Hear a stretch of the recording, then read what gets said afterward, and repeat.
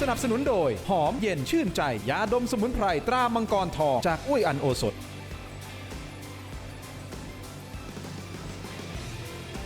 สวัสดีครับตอนรับทุกท่านเข้าสู่รายการถกไม่เถียงครับประเด็นที่ผมจะถกวันนี้คุณผู้ชมครับต่อเนื่องเรื่องของการเมืองนะฮะต้องบอกว่า2 พรรคตอนนี้นะฮะต้องรับแรงกระแทกหนักๆเลยนะครับพรรคแรกก่อนพรรคประชาชนนะครับเกี่ยวกับผู้สมัครเลือกตั้งนะฮะที่ไปพัวพันเกี่ยวกับสีเทานะครับคุณผู้ชมครับคือพรรคประชาชนพรรคส้มนะที่ยืนหยัดว่ามีส้มไม่มีเทานะครับแต่ปรากฏว่าผู้สมัครนะบางท่านนะมีชื่อไปเกี่ยวข้องนะแล้วก็มีการออกหมายจับกันไปแล้วก็เป็นข่าวแล้วนะครับนี่คือแรงกระแทกที่พรรคส้มจะต้องรับรวมถึงมีข่าวเล่าข่าวลือออกมาว่าอาจจะมีชื่อเพิ่มเติมอีกนะครับจากพรรคส้มคุณผู้ชมครับนี่คือประเด็นแรกพรรคแรกที่ผมจะพูดถึงส่วนอีกพรรคหนึ่งนะคุณผู้ชมครับพรรคภูมิใจไทยในฐานะที่เป็นรัฐบาลเหตุการณ์เครนถล่ม2 วันติด2 วันซ้อนมันสะท้อนอะไรหลายอย่างเกี่ยวกับรัฐบาลที่ผ่านมาตั้งแต่อดีตนะครับจนถึงปัจจุบันเรื่องของการ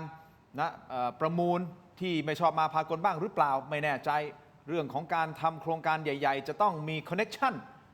กับรัฐบาลหรือเปล่าอันนี้ก็ไม่แน่ใจเช่นเดียวกันเพราะฉะนั้นพรรคน้ำเงินพรรคภูมิใจไทยเป็นบททดสอบครั้งนี้นะครับอีกหนึ่งบททดสอบแล้วนะครับคุณผู้ชมครับว่าเขาจะฟันฝ่าวิกฤตครั้งนี้ไปอย่างไรเรียกความเชื่อมั่นศรัทธาของประชาชนกลับมาอย่างไรถึงแม้ว่าท่านนายกจะออกมาบอกแล้วนะครับว่ายกเลิกสัญญา Blacklist บริษัทอิตาเลียนไทย Development นะครับแต่มีการตอบโต้กลับเป็นจดหมายแถลงสั้นๆจากอิตาเลียนไทยนะครับที่ตอ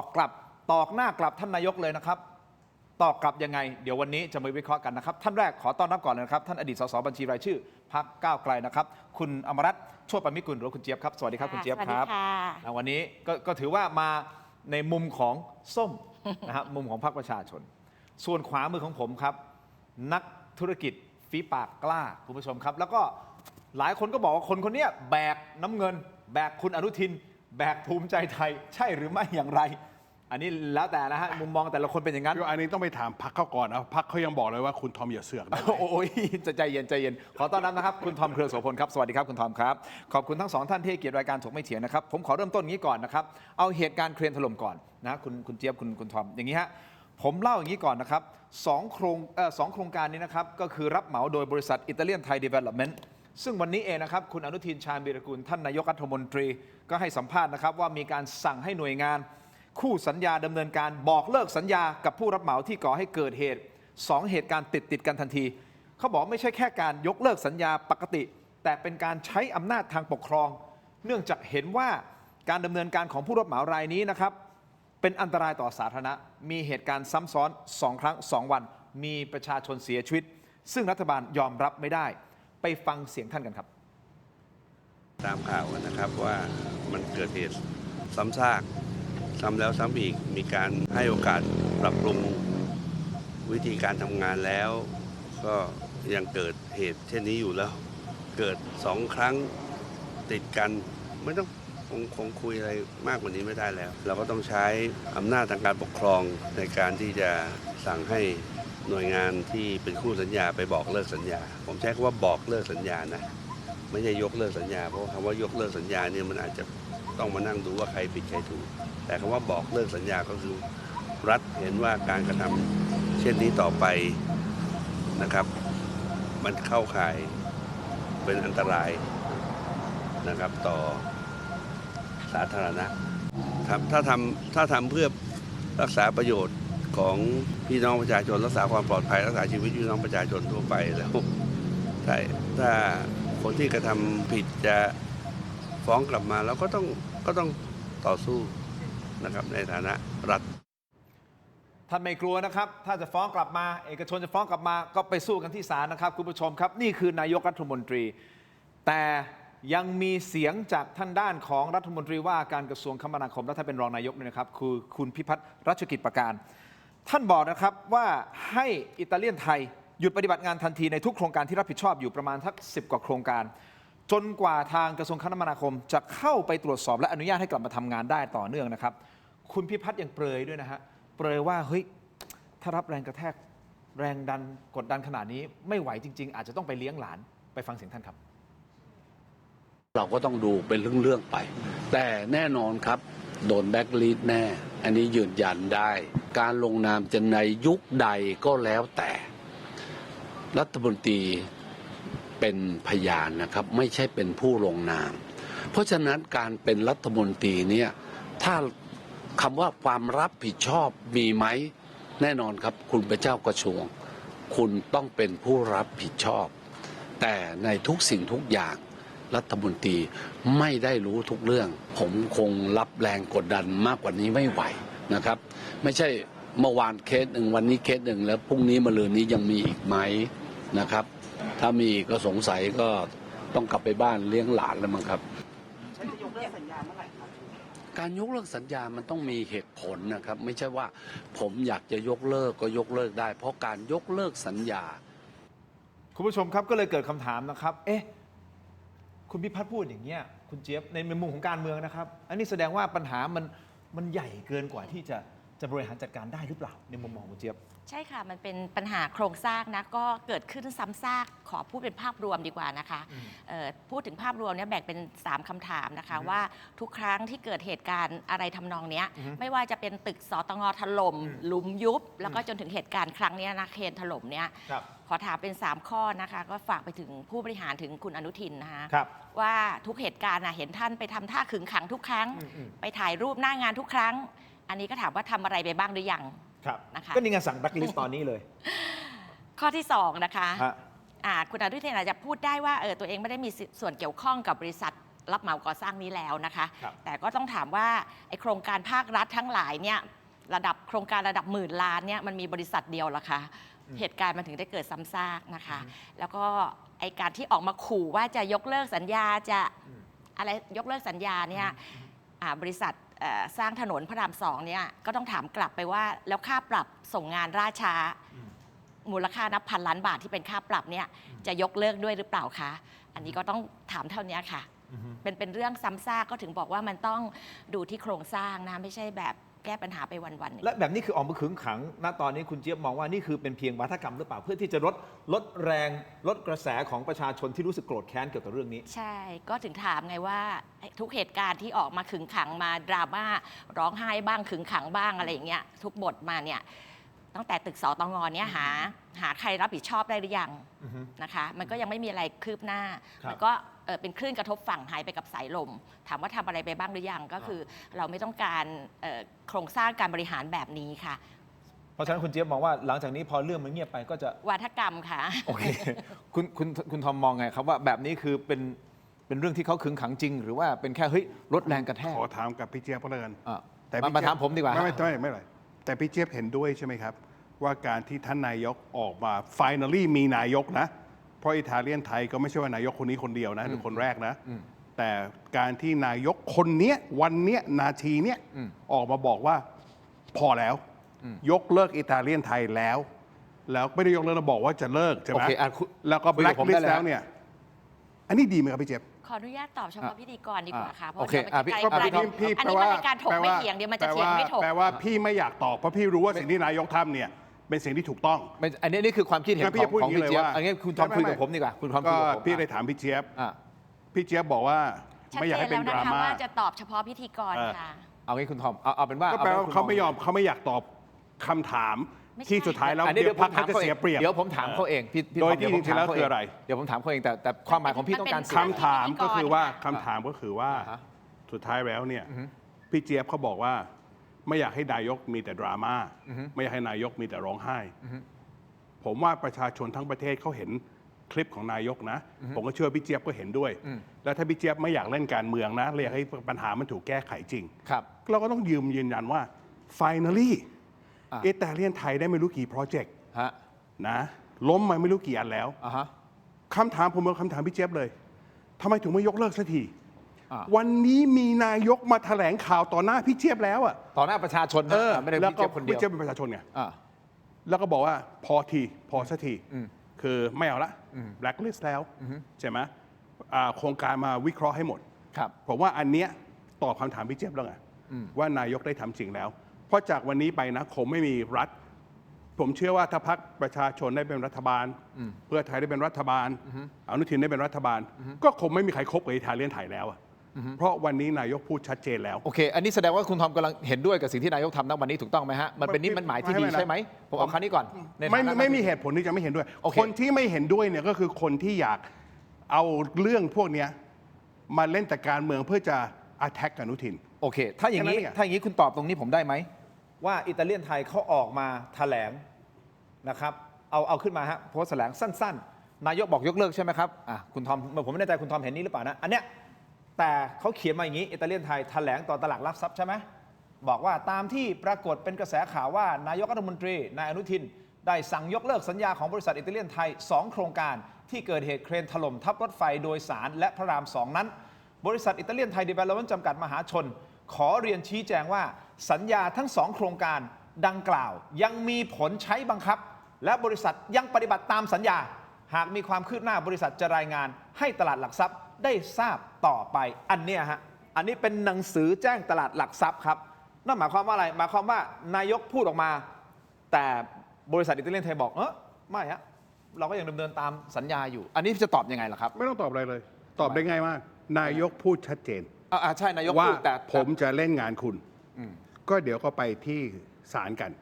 แล้วก็ไปที่นู่นที่นั่นกัน แล้วไม่ใช่นายกควรจะพูดคนเดียวนะ ว่ายกคบพี่ก็ออกคลิปตลอด เมื่อไหร่จะยกคบกับบริษัทนี้สักที เลิก วัน คบ นี้ หมายถึงว่าเลิกคบกับบริษัทนี้ ยก คือ พอละ คือพอกับบริษัทนี้ ถ้าเป็นอเมริกานะ อ่าฮะ บริษัทนี้ถูกปิดไปแล้วนะ โอเค ต้องปิดเลย คือมันไม่ใช่เรื่องเดียวไง มันเรื่องนี้เรื่องนู้นเรื่องนั้น และพี่ว่าเป็นครั้งแรกนะ ครับ สัญญาพวกนี้มันไม่ได้มาจากพรรคภูมิใจไทยนะ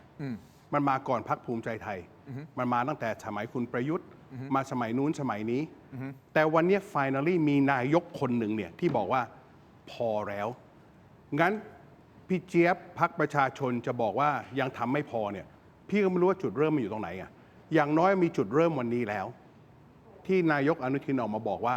พอสักที แล้วทำไมถึงต้องพุ่งเป้าไปที่พี่เจี๊ยบกับพรรคประชาชน ผมนั่งอยู่กับพี่เจี๊ยบไง โอเค แล้วบายตัวเองนะพี่เจี๊ยบ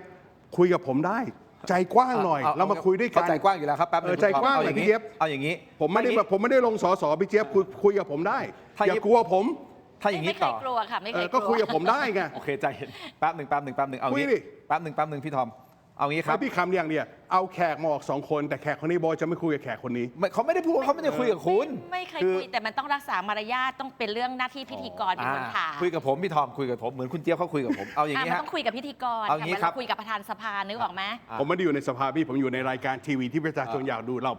ราคุยกัน โอเค นะ โอเคเอางี้คุณทอมเอาเป็นว่าตอนนี้โลกโซเชียลมีการวิพากษ์วิจารณ์ทำนองว่ากรณีเครนถล่ม2 ครั้งติดภายในไม่กี่ชั่วโมงเขาบอกว่าอย่าลืมนะครับว่าพรรคภูมิใจไทยคุมกระทรวงคมนาคมหลายสมัยนะครับโดยมีผู้ใช้ Facebook รายหนึ่งโพสต์ว่าเอาขึ้นมาเลยนะฮะแฟกต์ภูมิใจไทยคุมคมนาคมมาร่วม10 ปี ถ้ายังเลือกอีกก็แล้วแต่มึงแล้วกันนี่คือตามโพสต์เขาโพสต์อย่างนี้นะครับซึ่งโพสต์ดังกล่าวก็มีคนให้ความสนใจเป็นอย่างมาก และ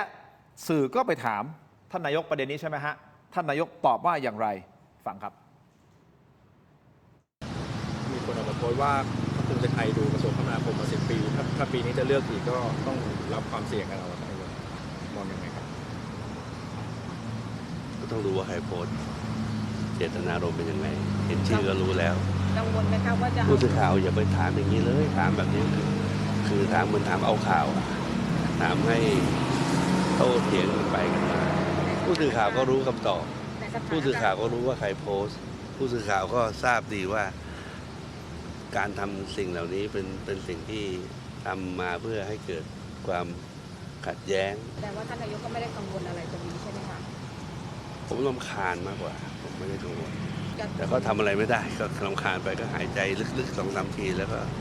ทนความรำคาญ แผ่ ได้ เมตตาไปแค่นั้นเองไม่มีอะไรไม่มีอะไรหรอกแผ่เมตตา ผู้สื่อข่าวก็ควรจะใช้วิธีนี้ด้วยเวลาอารมณ์ไม่ดีอะหายใจเข้าออกลึกๆนะพุทโธพุทโธพุทโธ10 ครั้งไม่เกิน รับรองไม่หลับก็หายโกรธแต่ของผมส่วนใหญ่จะหลับเฮือกที่6หลับ นี่คือท่านนายกตอบแบบนี้นะครับแต่ก่อนที่จะพูดคุยกับ2 ท่านเพิ่มเติมครับพอดีน้องโซจูทีมงานของผมนะครับก็ย้อนกลับไปดูว่าโพสต์ดังกล่าวเนี่ยมันมีข้อเท็จจริงแค่ไหนนะฮะคุณเจี๊ยบคุณทอมครับว่าตกลงกันที่ผ่านมา10 ปีเนี่ยใครคุมกระทรวงคมนาคมนะครับคุณผู้ชมครับปี 2558 จนถึง 2562 คุณผู้ชมครับ ในรัฐบาลคุณประยุทธ์นะฮะก็คือคุณอาคมเติมพิทยาภัยศิษฐ์ฮะดำรงตำแหน่งเป็นรัฐมนตรีว่าการกระทรวงคมนาคมต่อมาในรัฐบาลคุณประยุทธ์เช่นเดียวกันจากพรรคภูมิใจไทยนี่แหละครับคุณทอม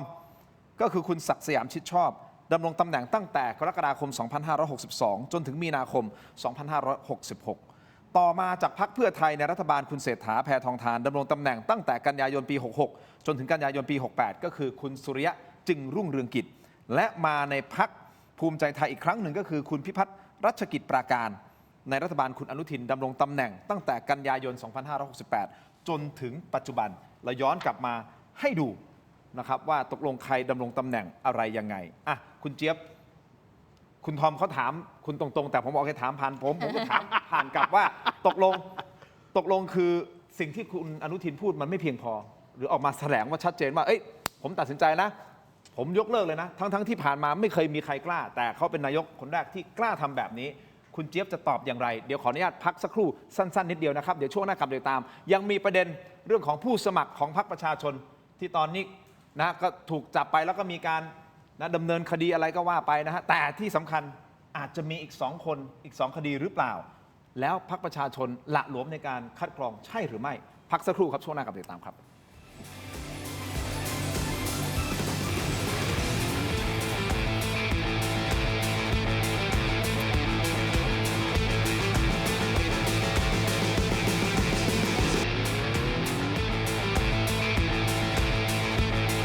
สนับสนุนโดยยาท่าน้ำขาวหารคู่ 49 บาทฝาสีฟ้ามีตัวยาฟีนิลซาลิซิเลตกลับมากันต่อนะครับคุณผู้ชมยังอยู่กับคุณเจี๊ยบอมรัตน์นะฮะและคุณทอมเครือโสพลนะครับพี่เจี๊ยบครับเอาถามแบบตรงไปตรงมาคุณทอมเขาก็พูดขึ้นมาแล้วบอกว่าเนี่ยนายกเป็นคนแรกหรือเปล่าที่กล้าที่จะ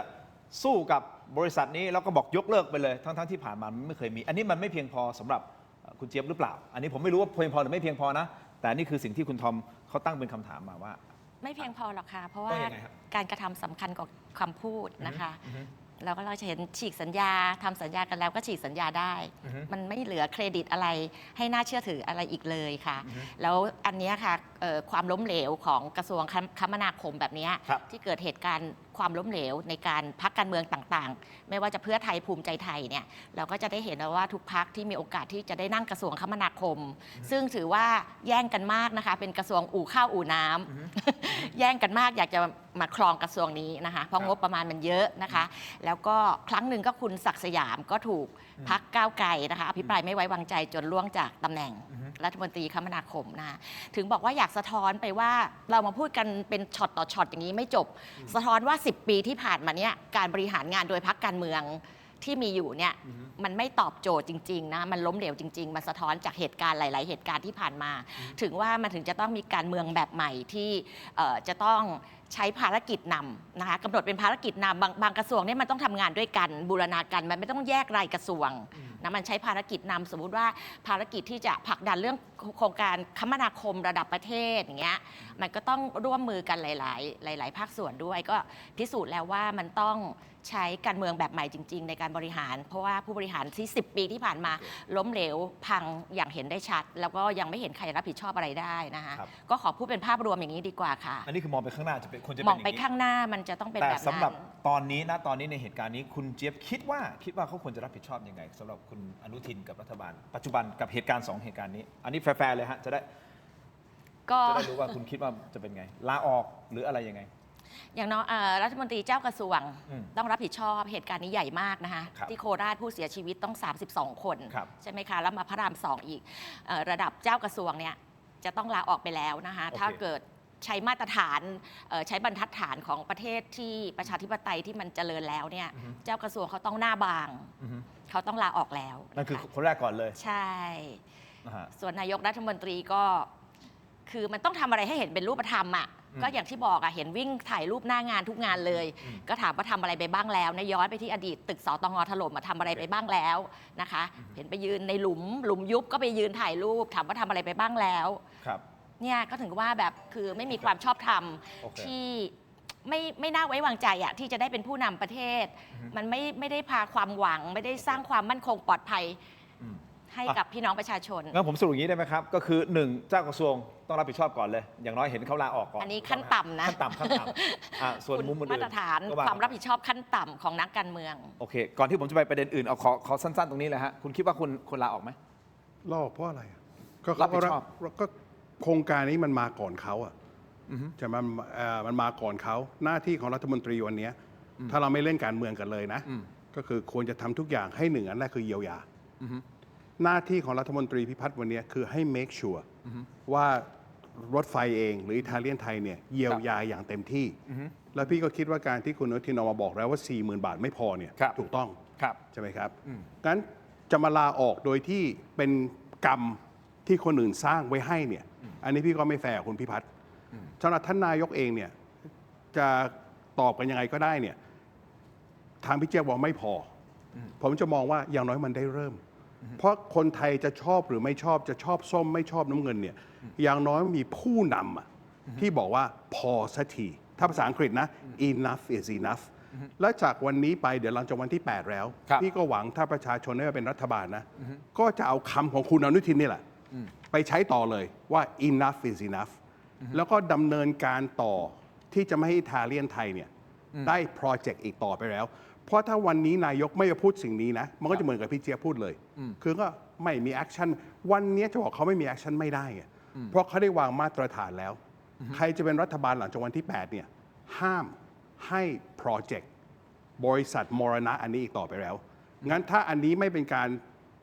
ที่ดีสำหรับสังคมไทยนะ ที่จะไม่มีบริษัทนี้มาสร้างอะไรให้เราแล้วนะ คุณไม่ได้มองว่านี่คือเป็นแค่วาทกรรมพูดเพื่อที่จะลดแรงกระแทก มันเป็นวัฒกรรมไม่ได้แล้วไง เพราะมันเป็นสิ่งที่ถึงคราวหน้าเท้งมาเป็นนายกใช่ไหมแล้วเท้งดันเอาโปรเจกต์ไปให้อิตาเลียนไทยนะ ก็ชิบหายสิ หรือถ้าอนุทินมาเป็นนายกกลับมาคราวหน้าและอิตาเลียนไทยยังได้โปรเจกต์อยู่ อันนี้ก็ไม่ได้แล้วเพ ก็ ราะ ไม่ เขา ได้ พูด แล้ว ไปแล้ว ไงเพราะเขาพูดไปแล้วไงงั้นวันนี้คำพูดของผู้นำชาติเนี่ยชัดเจนมากอิตาเลียนไทยจะไม่ได้โปรเจกต์สร้างอะไรอีกต่อไปแล้ว แล้วเดี๋ยวอิตาเลียนไทยก็จะฟ้องเข้ามาก็สู้กัน แต่วันนี้คำพูดของนายกเนี่ยยุติ โอเค ยุติตรงนี้แล้วไง ส่วนจะเป็นอย่างนั้นหรือเปล่าเราไม่รู้นั่นคือเรื่องของอนาคต แต่เอาวันนี้ก่อนคุณทอมในมุมมองของคุณทอมนะแฟร์ๆก็คือมองว่าตรงนี้เป็นจุดเริ่มต้นที่ดีในการรับผิดชอบ ถ้า ใช่ไหม ไม่มีจุดร่วมต้นสักที อ่า มันก็ไม่มีจุดดำเนินการต่อ โอเค อันนี้ต่างมุมมองได้ แต่ ครับ พี่ขอฝากงี้นะ ฮะ ถ้าทุกคนต้องลาออกหมด เพราะความผิดพลาดที่เกิดขึ้นอย่างเงี้ยใช่ไหมงั้นเท้งต้องลาออกพรุ่งนี้เลยนะ ทำไม เพราะว่าในพักเขาเนี่ยบอกว่ามีส้มไม่มีเทา อ่า แต่ในพักตัวเองเทาเต็มไปหมดเลย อ่างั้ งั้นเท้งต้องรับผิดชอบนะ เทา ถ้าเอาอย่างที่พี่เจี๊ยบพูดนะว่าต้องรับผิดชอบ ถ้ามีอะไรผิดพลาดขึ้นมา โอเค เท้งต้องลาออกพรุ่งนี้เลยนะ เพราะเท้งพูดชัดเจนว่าพักส้มไม่มีเทาแต่วันเนี้ยเทาโผล่มาทีละคนงั้นพี่ถามกลับไงเดี๋ยวถามผ่านคุณก็ได้นะเพราะพี่เจี๊ยบเขาไม่ให้พี่ถามตรง ถาม งั้นเท้งควรจะลาออกไหมที่อยู่ดีๆ ต้องรับผิดชอบมาว่าสอของตัวเอง เป็นเจ้ามือบ่อนการพนันน่ะ โอเค ถ้าเอาลอจิกเดียวกับว่าคุณพิพัฒน์ต้องลาออกนะ อันนี้เป็นคำถามที่แฟร์ ใช่ เดี๋ยวผมจะถามแน่นอนนะฮะเดี๋ยวผมโน้ตไว้แล้วนะครับ เขาไม่ยอมให้พี่ถาม ไม่เป็นไรผม ตรง โน้ตไว้แล้วไม่เป็นไรเขาได้ยินแน่นอนแต่ผมถามต่อนะครับ แต่ว่าก่อนที่จะไปคำถามนี้นะฮะคุณผู้ชมครับ เดี๋ยวขอไปไหนๆพูดถึงกรณีส้มแล้วนะฮะเดี๋ยวเข้าเลยนะฮะสืบเนื่องจากเมื่อวานนี้นะครับกรณีตำรวจไซเบอร์นะนำกำลังไปจับกลุ่มนายรัชพงศ์นะฮะสร้อยสุวรรณซึ่งเป็นผู้สมัครสสเขต 2 จังหวัดตากพรรคประชาชนนะครับอันนี้ผมไล่เรียงรายละเอียดนิดนึงฮะก่อนที่จะเข้าสู่คำถามนะครับคุณผู้ชม คือตำรวจไซเบอร์เนี่ยเขาเปิดปฏิบัติการเอ็นเกมนักครินทร์นะเอ็นเกมนักครินทร์บุกรวบตัวคุณรัชพงศ์นี่ฮะอดีตสสพรรคประชาชนจังหวัดตากเขต 2เนี่ยปมไปเอี่ยวกับเว็บพนันออนไลน์ชื่อว่านักครินทร์789 ข้อมูลจากตำรวจไซเบอร์แถลงโดยท่านพลตำรวจโทวรวัฒน์วัดนครบัญชาซึ่งท่านเป็นผู้บัญชาการตำรวจสืบสวนสอบสวนอาชญากรรมทางเทคโนโลยีและพลตำรวจตรีวิวัฒน์คำชำนาญท่านเป็นรองผู้บัญชาการตำรวจสืบสวนสอบสวนอาชญากรรมทางเทคโนโลยีพบว่าเครือข่ายเว็บพนันดังกล่าวเปิดมาแล้วกว่า 2 ปีนะครับคุณผู้ชมมียอดผู้เล่นกว่า 10,000 คนมีเงินหมุนเวียนหลัก100 ล้านบาทครับโดยตำรวจบุกจับกลุ่มแอดมินและบัญชีม้าได้ก่อน3 คนทั้งหมดเขามีการซัดทอดตรงกันเลยนะฮะซัดทอดใครซัดทอดคุณรัชพงศ์นะฮะหรือคุณปอนนี่แหละครับเป็นคนชักชวนมาทำงานและใช้บ้านพักย่านนวลจันทร์เนี่ยเป็นที่ทำงานแอดมินตั้งแต่ปี 2565 ตำรวจอ้างว่าพบเส้นเงินเชื่อมโยงชัดเจนมีการโอนเงินจากบัญชีเว็บพนันไปอย่างบัญชีของอดีตสสรายนี้รวมถึงมีการส่งมอบเงินสดให้กันด้วยนะครับโดยมีหลักฐานการสั่งงานในโทรศัพท์มือถือของผู้ต้องหากลุ่มแรกก็คือกลุ่มแอดมิน3 คนนี้นะครับ จากการแถลงของตำรวจไซเบอร์บอกว่าตรวจพบสัญญาณการโอนเงินจ่ายรางวัลให้ลูกค้าเว็บพนันส่งออกมาจากไหนรู้ไหมฮะพิกัดนี่คือจากมือถือนะจากมือถือพิกัดคืออาคารรัฐสภาและที่ทำการพักในช่วงที่คุณรัชพงศ์ปฏิบัติหน้าที่สสอยู่อีกทั้งยังมีรายงานข่าวนะฮะบอกว่าเครือข่ายนี้อาจเกี่ยวพันกับกลุ่มทุนจีนเทาในชเวโกโกฝั่งเมียนมาซึ่งเป็นพื้นที่สีเทาติดกับจังหวัดตากเขตพื้นที่ดูแลเดิมของผู้ต้องหาก็คือคุณปอนนี่นะครับตำรวจบอกว่าพฤติกรรมนี้ทำต่อเนื่องตั้งแต่สมัยเป็นสสจนถึงปัจจุบันกำลังจะมีการเลือกตั้งแม้เจ้าตัวให้การปฏิเสธทุกข้อกล่าวหาโดยอ้างเป็นเพียงว่าผมเป็นแค่ผู้เล่นครับไม่ใช่เจ้าของเว็บก็ตามโดยในวันนี้คุณเรืองไกรลีกิจวัฒนะผู้สมัครสสกทมของพรรคพลังประชารัฐไปยื่นเรื่องให้ปปช.ตรวจสอบบัญชีทรัพย์สินหนี้สินของคุณรัชพงศ์โดยบอกว่าเป็นการจงใจยื่นทรัพย์สินหนี้สินที่เป็นเท็จหรือเปล่าและมีเจตนาที่เชื่อได้ว่ามีเจตนาไม่แสดงที่มาของทรัพย์สินและหนี้สินหรือไม่เพราะมีหลักฐานว่านายรัชพงศ์เป็นเจ้าของเว็บพนันตั้งแต่ปี 65และยังรับเงินจากบัญชีเว็บพนันอยู่จนถึงปัจจุบันขณะที่คุณแสวงบุญมีเลขาธิการกกต.ออกมาชี้แจงแถลงนะครับบอกว่าผู้สมัครสสที่ถูกจับกุมในคดีเว็บพนันออนไลน์นั้นยังคงสถานะความเป็นผู้สมัครได้ตามกฎหมายเนื่องจากรัฐธรรมนูญคุ้มครองสิทธิให้ถือเป็นผู้บริสุทธิ์จนกว่าจะมีคำพิพากษาถึงที่สุดนะฮะซึ่งในชั้นพนักงานสอบสวนนี้ประชาชนยังสามารถลงคะแนนให้ได้ตามปกตินะอันนี้คือตามที่คุณแสวงบุญมีพูดนะครับอย่างไรก็ตามหากได้รับเลือกตั้งเป็นลำดับที่1แต่ภายหลังพบว่าขาดคุณสมบัติหรือมีลักษณะต้องห้ามจริงๆกกต.จะสั่งยกเลิกผลและจะจัดให้มีการเลือกตั้งใหม่ในเขตนั้นฟังเสียงคุณแสวงบุญมีนิดเดียวแล้วกลับมาพูดคุยกับคุณเจี๊ยบครับฟังครับผู้สมัครที่ถูกจับแล้วก็ถูกคุมขังอยู่ทุกวันเนี้ยถ้าไม่ได้มีการทำอะไรเลยผู้สมัครท่านเนี้ยก็จะเป็นผู้สมัครไปโดยตลอดเพราะการถูกจับหรืออาจจะถูกคุมขังไม่ได้รับประกันเนี่ยไม่เป็นลักษณะต้องห้ามก็คือวันที่8ก็ยังเป็นผู้สมัครแล้วก็ผู้มีสิทธิเลือกตั้งก็สามารถลงคะแนนให้ได้ถ้าผู้สมัครท่านนั้นได้คะแนนอยู่ในลำดับที่1ผู้อำนวยการเขตต้องมายื่นเรื่องให้กกต.วินิจฉัยว่าเขาขาดคุณสมบัติหรือไม่ถ้ามีลักษณะต้องห้ามกกต.ต้องสั่งยกเลิกการเลือกตั้งในเขตนั้นและสั่งให้มีการเลือกตั้งใหม่นี่ก็คือกระบวนการตามกฎหมายในชั้นนี้ก็ยังต้องรอดูว่าข้อเท็จจริงมันจะเป็นอย่างไรต่อไปครับผมขอแก้ไขข้อมูลนิดนึงนะครับผมขออภัยนะครับท่านผู้บัญชาการตำรวจสืบสวนสอบสวนอาชญากรรมทางเทคโนโลยีนะครับคือท่านพลตำรวจโทสุรพลเปรมบุตรนะฮะขออภัยท่านนะครับอย่างนี้พอมาอย่างนี้คุณเจี๊ยบก็เกิดคำถามฮะว่าขั้นตอนในการคัดกรองผู้สมัครทำกันยังไงทำไมถึงหละหลวมขนาดนี้แล้วได้ข่าวว่ามีคนให้ข้อมูลเยอะนะประชาชนแถวนั้นบอกเฮ้ยคนนี้มีปัญหาคนนี้เป็นปัญหาแต่พรรคละเลยใช่หรือไม่ครับค่ะขอพูดอย่างนี้ก่อนนะคะว่าเรื่องนี้เกิดขึ้นมาเนี่ยอย่างน้อยที่สุดเนี่ยก็ทำให้สังคมเนี่ยได้เห็นนะคะวิธีปฏิบัติของพรรคประชาชนนะคะที่มีต่อเรื่องเทาๆแบบนี้นะคะว่ามีการแก้ปัญหาที่เด็ดขาดและทันทีและผู้สมัครรายนี้ตอนนี้ก็ลาออกจากสมาชิกพรรคแล้วก็เท่ากับว่าตอนนี้พรรคก็จะไม่มีผู้สมัครในจังหวัดตากเขต2นะคะค่ะก็เราได้จัดการปัญหาอย่างรวดเร็วเด็ดขาดว่าเราไม่สามารถยอมรับพฤติกรรมแบบนี้ได้นะคะในตลาดพรรคการเมืองในการเลือกตั้ง69เราจะเห็นได้ชัดเจนว่าแบ่งเป็น2ฝั่งชัดเจนนะคะคุณทินก็คือพรรคของเครือข่ายผู้มีอำนาจก็ไหลรวมไปอยู่กองพรรคอย่างฝั่งหนึ่งนะคะอีกฝั่งหนึ่งเหลือพรรคส้มพรรคเดียวนะคะฝั่งพรรคที่เป็นเครือข่ายของผู้มีอำนาจก็จะรวมสีนะคะเขียวน้ำเงินแดงอะไรแล้วแต่เขาไปรวมอยู่ฝั่งเดียวกันนะคะเนี่ยเรากำลังสร้างความแตกต่างนะคะคุณทินจะเห็นได้ว่าไม่ต้องระดับผู้สมัครสสหรอกค่ะจะได้เป็นหรือไม่ได้เป็นยังไม่รู้เลยนะคะแต่ว่ามาตรฐานที่เกิดมาเนี่ยรัฐมนตรีนี่ลักลอบหิ้วเฮโรอีนเข้าประเทศเนี่ยเข้าประเทศบางประเทศเนี่ยยังลอยหน้าเป็นรัฐมนตรีอยู่เลยนะคะผู้สมัครรัฐมนตรีอีกอันนี้รัฐมนตรีคนหนึ่งเนี่ยก็รับสวยจากกระบวนการค้ามนุษย์นะคะไอเรื่องเบอร์รี่เลือดนะใครลองคีย์คำว่าเบอร์รี่เลือดเข้าไปคีย์เวิร์ดนะคะเป็นการรับสวยจากพวก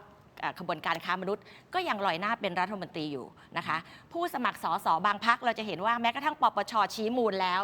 ส่งเรื่องไป DSI แล้วให้เป็นคดีพิเศษแล้วยึดทรัพย์แล้วสั่งยึดทรัพย์100 กว่าล้านแล้วก็ยังลอยหน้าเดินหน้าหาเสียงอยู่ก็ยังอุ้มกันอยู่นะคะ แต่พรรคประชาชนไม่มีเหตุการณ์แบบนั้นนะคะ ตัดทิ้งทันที แล้วก็หลาย ๆ ครั้งนะคะที่เราเจอพฤติกรรมแบบนี้เอาจะบอกว่าพรรคการเมืองเนี่ยมันไม่ใช่เป็นเรื่องของความบริสุทธิ์ผุดพองนะคะแม้กระทั่งวัดก็ดูเจ้าอาวาสวัดนะคะดูวัดพระบาทน้ำพุดูวัดไร่ขิง ดูวัดอะไรนั้นเป็นเจ้าอาวาสวัดนะคะแล้วเราดูแม้กระทั่งผู้บัญชาการตำรวจแห่งชาติเห็นไหมเครือข่ายผู้ตำรวจระดับสูงที่สุดคือมันไม่ใช่แข่งกันเป็นผู้บริสุทธิ์ผุดผ่องแต่มันแข่งที่ว่าเมื่อคุณเจอเรื่องราวแบบเหล่านี้แล้วเนี่ยคุณจัดการยังไง ไม่มีใครรับรองได้นะคะในทุกองค์กรไม่มีใครรับรองได้ว่าองค์กรตัวเองไม่ว่าจะเป็นทหารตำรวจครูข้าราชการทุกองค์กรไม่มีใครรับรองได้หรอกค่ะไม่ว่าจะวัดพระไม่มีใครรับรองได้ว่าจะบริสุทธิ์ผุดผ่อง 100% ไม่มีเทาไม่มีใครรับรองได้ข้อแตกต่างและจุดตัดที่เห็นเด่นชัดที่สุดก็คือว่าเมื่อเจอแล้วเนี่ยจัดการกับมันยังไงจัดการกับมันอย่างเด็ดขาดรวดเร็วทันทีไม่มีอุ้มไม่มีอุ้มศพไว้ศพเน่าก็ยังอุ้มกันอยู่งั้นเหม็นโชว์แล้วก็ไม่อายอะไรอย่างเงี้ยค่ะก็อันนี้ก็เป็นข้อแตกต่างพรรคอื่นอันนี้ก็ต้องให้ความเป็นธรรมว่าให้เขามาอธิบายถ้าผมได้มีโอกาสถามเขาแต่เอาพรรคประชาชนก่อนผมว่าคนตั้งคำถามมากเลยนะครับว่าพรรคประชาชนทำงานในสภาโอ้โหเบื้องลึกเบื้องหลังสแกมเมอร์เบื้องลึกเบื้องหลังพวกจีนเทาทุนเทามีข้อมูลเยอะมากสามารถที่จะไปสืบสอหาข้อมูลเพื่อที่จะชี้เป้าจนสังคมเห็นว่าเฮ้ยโอ้โหมันมีความเน่าเฟะขนาดนี้แต่ตัดภาพกลับมาพรรคตัวเองใช่ทั้งที่มีคนกระซิบแล้วชี้แล้วบอกแล้วแต่ทำไมไม่จัดการผมว่าคนติดตรงนี้มันกลายเป็นว่าเฮ้ยคุณเก่งแต่ไปเล่นพรรคคนอื่นแต่พรรคตัวเองใช่ไม่ทำอันนี้จะตอบยังไงผมด้วยความเป็นธรรมจะตอบว่าสิ่งที่มันผิดพลาดไปแล้วนะคะก็ต้องยอมรับความผิดพลาดบอกแล้วว่าทุกองค์กรมีความผิดพลาดนะขึ้นอยู่กับว่าจัดการยังไงนะคะเมื่อมันผิดพลาดก็ต้องยอมรับแล้วก็ต้องปรับปรุงแต่อะไรที่เป็นข้อกล่าวหาเกินจริงในบางกรณีเราถึงจะต้องปกป้องนะคะอาการผิดพลาดยอมรับปรับปรุงนี่เกิดขึ้นได้เราก็ยังยึดมั่นเชื่อมั่นในสโลแกนมีเราไม่มีเทาอยู่นะคะเราจะเห็นว่ารัฐมนตรียุติธรรมอย่างเงี้ยที่บอกว่าจะเปิดชื่อ10รายชื่อใช่ไหมสส10 คนดิฉันก็ขอท้าว่าก็เปิดไปเลยสิคะถ้าเกิดพูดถึงขนาดที่ว่ามีรายชื่อ10 คนที่เป็นสสอยู่พรรคไหนอะไรก็ไม่ได้เปิดเผยถ้ามั่นใจว่ามี10 คนเนี่ยก็ต้องเปิดไปเลยมาทยอยเปิดสัปดาห์ละคนอะไรอย่างเงี้ยอันนี้มันหวังผลทางการเมืองหรือเปล่าคะใช่ไหมใช่ไหมมันเปิดมาเราก็จัดการอยู่แล้วก็ไม่แล้วก็ไอ้ส่วนที่เราเจอพฤติกรรมเทาเนี่ยไอ้ที่คัดออกก็เยอะนะคะถ้าเกิดมันเทาชัดเจนแล้วมันมีหลักฐานทั้งหมดทั้งมวลขึ้นอยู่กับหลักฐานพยานหลักฐานเอาหลักฐานเป็นตัวตั้งใช่ไหมใช่เอาหลักฐานเป็นตัวตั้งค่ะอันนี้ถ้ามันพยานหลักฐานมันชัดเจนเราก็คัดออกก็ออกไปหลายคนแล้วนะคะถึงแม้จะมีคนพยายามจะบอกแล้วให้สัญญาณมาแล้วใช่อันนี้ไม่ได้ไปตรวจสอบแล้วอันนี้ก่อนที่จะไปที่คุณทอมนะไอ้ประเด็นนี้สำคัญตรวจสอบค่ะจะบอกว่าศักยภาพในการตรวจสอบของพรรคการเมืองเนี่ยไม่ได้ต่างกับบุคคลธรรมดามากนะคะเราเนี่ยตรวจสอบได้เฉพาะไปเช็คประวัติอาชญากรรมเช็คเครดิตบูโรนะคะแต่เราไม่สามารถไม่มีศักยภาพที่หรือไม่มีกฎหมายที่เปิดช่องให้เราไปตรวจสอบถึงเส้นเงินเส้นทางการเงินในปปชในปปสเรื่องยาเสพติดอะไรเงี้ยมันเป็นข้อมูลส่วนบุคคลเราไม่สามารถที่จะไปล้วงลึกระดับนั้นได้มันไม่มีอำนาจหน้าที่ที่จะไปล้วงแต่เราก็ทำเต็มศักยภาพที่จะตรวจสอบแล้วโอเคอย่างนี้ฮะก่อนที่จะไปที่คุณทอมเพราะคุณทอมมาโพสต์คลิปอยู่คลิปหนึ่งคุณผู้ชมครับที่เอาตรงๆนะคุณทอมตั้งคำถามกับพรรคประชาชนเลยเกี่ยวกับเรื่องของเทาไม่เทาตรงนี้นะฮะเดี๋ยวผมให้โอกาสคุณทอมได้พูดแน่นอนแล้วเดี๋ยวเปิดคลิปที่คุณทอมได้อัดเอาไว้นะครับแต่ก่อนที่จะไปตรงนั้นอาจารย์วันวิชิตบุญโปร่งครับโพสต์ Facebook คุณผู้ชมครับเรื่องบอกว่าเรื่องข่าวนักการเมือง10 รายที่มีทั้งอดีตสสและเป็นผู้สมัครเช็คไปเช็คมาไม่น่าจะอยู่ใน 3-4 พรรคแต่แหล่งข่าวเกริ่นว่าอยู่พรรคเดียวกันครับอาจารย์อยู่พรรคเดียวกันครับอาจารย์ตอนนี้มีเปิดมา2 คนแล้วอีก8 คนล่ะครับอยู่พรรคเดียวกันแปลว่าอะไรฮะกำลังจะสื่ออะไรขออนุญาตพักสักครู่สั้นๆนิดเดียวเดี๋ยวช่วงหน้าผมให้พี่ทอมเต็มๆสักครู่ครับผมไม่เถียงครับ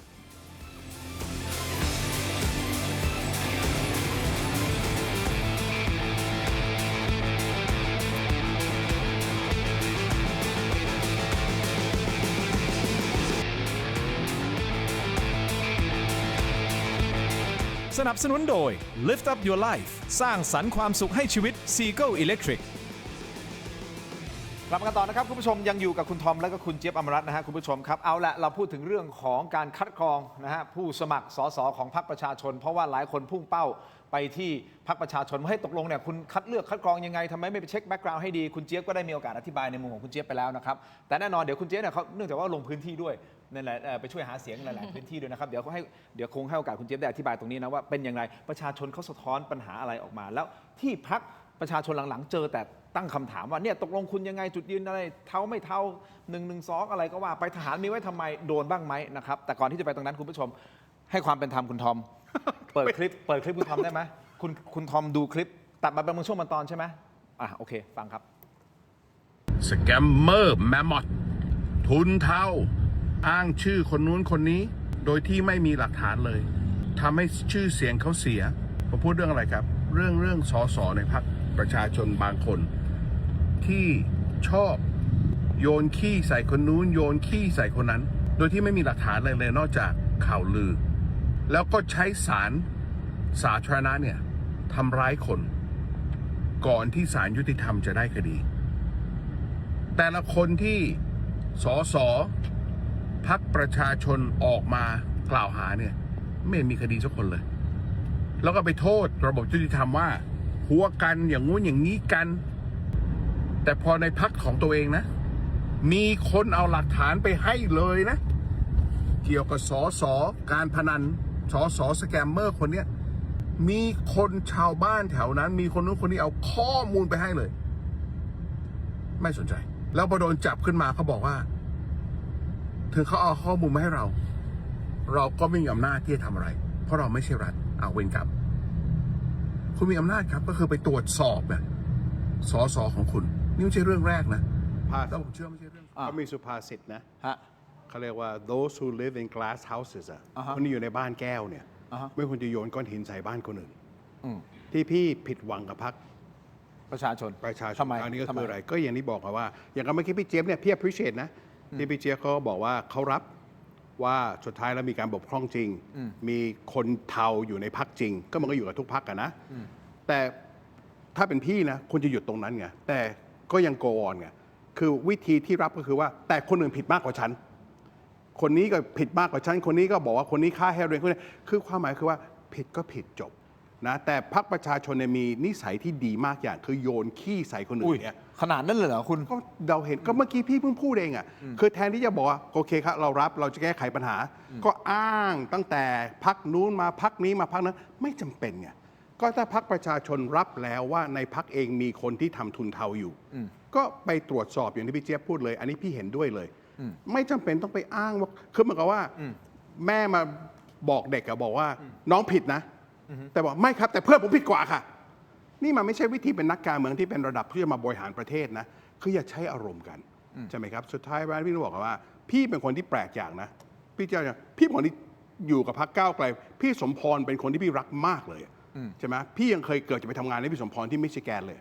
ใช่ไหมพี่ไม่มีปัญหาอะไรกับพรรคประชาชนเลยนอกจากการเรื่องนี้พี่ว่ามันเป็นสิ่งที่แปลกอันนี้ก็ต้องรับกันว่ามีคนมาบอกแล้วนะว่าคนนี้ผิดกฎหมายหลักฐานเต็มมือขออธิบายหน่อยนะคะไม่เป็นไรเดี๋ยวพี่อธิบายให้คุณทอมได้ผมก็อยากฟังแต่ก็ยังปล่อยจนที่พูดเมื่อกี้ก็บอกว่าเราเด็ดขาดเราตัดทันทีเลยคุณไม่ได้ตัดทันทีคุณตัดหลังจากตำรวจไปจับเขาแล้วคุณตัดหลังจากตำรวจไปจับเขาแล้วกำลังจะบอกว่าพอมันเกิดเรื่องถึงตัดอย่างนี้เอาตรงๆเลยแล้วแต่ถ้าจะตัดนะก็เห็นด้วยก็ดีอันนี้ชมอันนี้ตบมือให้แต่ไม่จำเป็นต้องตัดแล้วมาด่าคนอื่นคืออยากให้พรรคประชาชนเนี่ยอยู่ในระดับที่มันสูงกว่านั้นไงที่ไม่ใช่ว่าฉันผิดแต่ฉันผิดน้อยกว่าคนอื่นงั้นคุณไปดูคนอื่นก็แล้วกันเพราะถึงฉันจะผิดฉันก็ไม่เลวเท่ากับคนอื่นเมื่อมันเลวมันเลวใช่ไหมมันไม่มีเลวน้อยเลวมากหรอกก็ถ้ารับอย่างนี้ได้พี่ก็รับได้แต่มันมีหลายคดีอย่างที่โรมไปบอกคนนู้นเป็นสแกมเมอร์เป็นอย่างเงี้ยหลักฐานอยู่ไหนอย่างเมื่อกี้พี่ก็บอกมาบอกว่าชัยชนกบอกว่าจะเอา10 คนมาแฉใช่ไหมโรมก็เคยบอกว่าผมก็รู้มี7 คน8 คนแฉมันให้หมดเห็นด้วยเลยก็อยากให้พรรคประชาชนเนี่ยมีคุณภาพที่ดีกว่าการ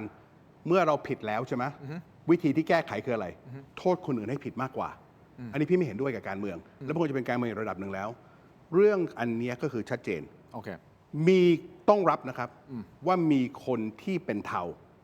อยู่ในพรรค ประชาชน และอาจจะมีอีกนะ ก็หวังว่าเท้งกับคณะกรรมการเนี่ย ครับ ตั้งแต่วันนี้ไปจะเหมือนคุณอนุทินน่ะเด็ดขาด เรียกทุกคนมาสอบหมด แล้วก็บอกเลยว่าใครปุ๊บนะ โอเค ให้ออกก่อนเลย โอเค เพื่ออยากให้เท้งทำอย่างนี้เลย อนุทินเขาตัดสินใจได้ ครับ เท้งก็ตัดสินใจได้ ดูแลพักตัวเองเพื่อไม่สิ่งที่พี่กลัวที่สุดคืออะไรรู้ป่ะ นะฮะ อีกอาทิตย์หนึ่งเดี๋ยวมีอีกอาทิตย์หนึ่งเดี๋ยวมีอีก โอเค ก็นี่แนะนำให้พักนะ ครับ เด็ดขาดเหมือนอนุทิน จัดการวันนี้เลยครับพี่เจี๊ยบ โอเคคุณเจี๊ยบจะพูดอะไรครับเมื่อกี้จะพูด ค่ะ เชิญ ก็ ครับ ต้องให้คุณทอมลองเปลี่ยนแว่นเพื่อคุณภาพการมองเห็นที่ดีขึ้นนะคะ ยังไงฮะ ก็คือคุณทอมจะเห็น เห็นในสิ่งที่ เอาไปดิเอาไป ไม่ ดิ อันนี้ เอาไปดิเอาไปดิ ไม่ได้ขอ ทิ้ง ไม่ได้ขอ แนะนำให้เปลี่ยน โอ้ยไม่เป็น แนะ เอา นำ ฟัง ให้ เขา เป ก่อน ลี่ยน ฟัง ไม่ เขา ได้ ก่อน ขอ คุณฟัง เพื่อนเมื่อกี้ถามหาคุณภาพก็เลยถามหาคุณภาพการมองเห็นนะคะ ครับ อย่างเมื่อกี้คุณทอมพูดแล้วว่ารังสิมันต์โรมอะไรไปกล่าวหาอะไรอย่างเงี้ยลอยๆ ไม่มีหลักฐานดิฉันจะบอกว่าในเคสที่เกิดขึ้นล่าสุดเนี่ยคุณปอนที่เรื่องของพรรคเนี่ยนะค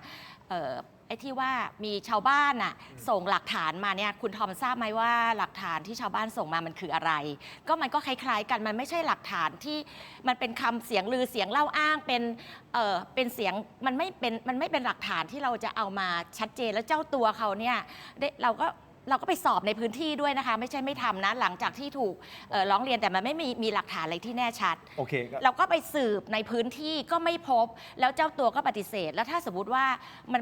ไม่ว่ากันด้วยหลักฐานนะแล้วเราไปถอดเขาเลยเนี่ยก็จะหาว่าเป็นการกลั่นแกล้งอีก โอเคงั้น แล้วถ้า คุณเจี๊ยบ เกิด ผมขออนุญาตนิด ทุก เดียว คนโดนแบบนี้ก็ถอดออกหมดใช่ไหมคะ คุณเจี๊ยบนิดเดียวฮะเดี๋ยวผมต้องไปต่อออนไลน์คุณผู้ชมนะครับไปที่ YouTube ของเราเทโลจิทันนะ Facebook ถกไม่เถียงสแกน QR Code หน้าจอตรงนี้นะครับยังมีคลิปฮะคลิปคุณปอนนี่แหละครับตอนออกมานะฮะเปิดเลยฮะเปิดสั้นๆนิดนึงฮะได้ไหมครับตอนออกมาจะขึ้นรถตำรวจนะครับทางมือฮะคุณผู้ชมนี่คือข้อสังเกตครับเหมือนมีเสื้อคลุมปิดไว้เข้าใจว่าใส่กุญแจมือหรือเปล่า แต่สุดท้ายดูนะฮะ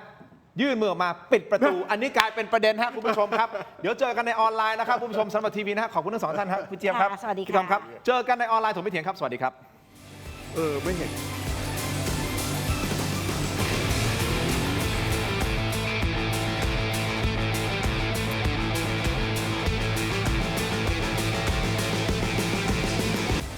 กลับมาต่อนะครับถกไม่เถียงในช่วงของออนไลน์คุณผู้ชมครับก็รับชมกันต่อนะฮะทางช่อง YouTube เทโรดิจิทัลนะฮะรวมถึง Facebook ถกไม่เถียงครับอยู่กับแขกรับเชิญของเรา2ท่านอย่างต่อเนื่องนะครับคุณเจี๊ยบอมรัตน์กับคุณทอมเครือโสพลนะฮะคุณผู้ชมครับอยากให้ผู้ชมโหวตกันเข้ามานิดนึงครับเราถามท่านนะฮะถามว่าผู้สมัครเทา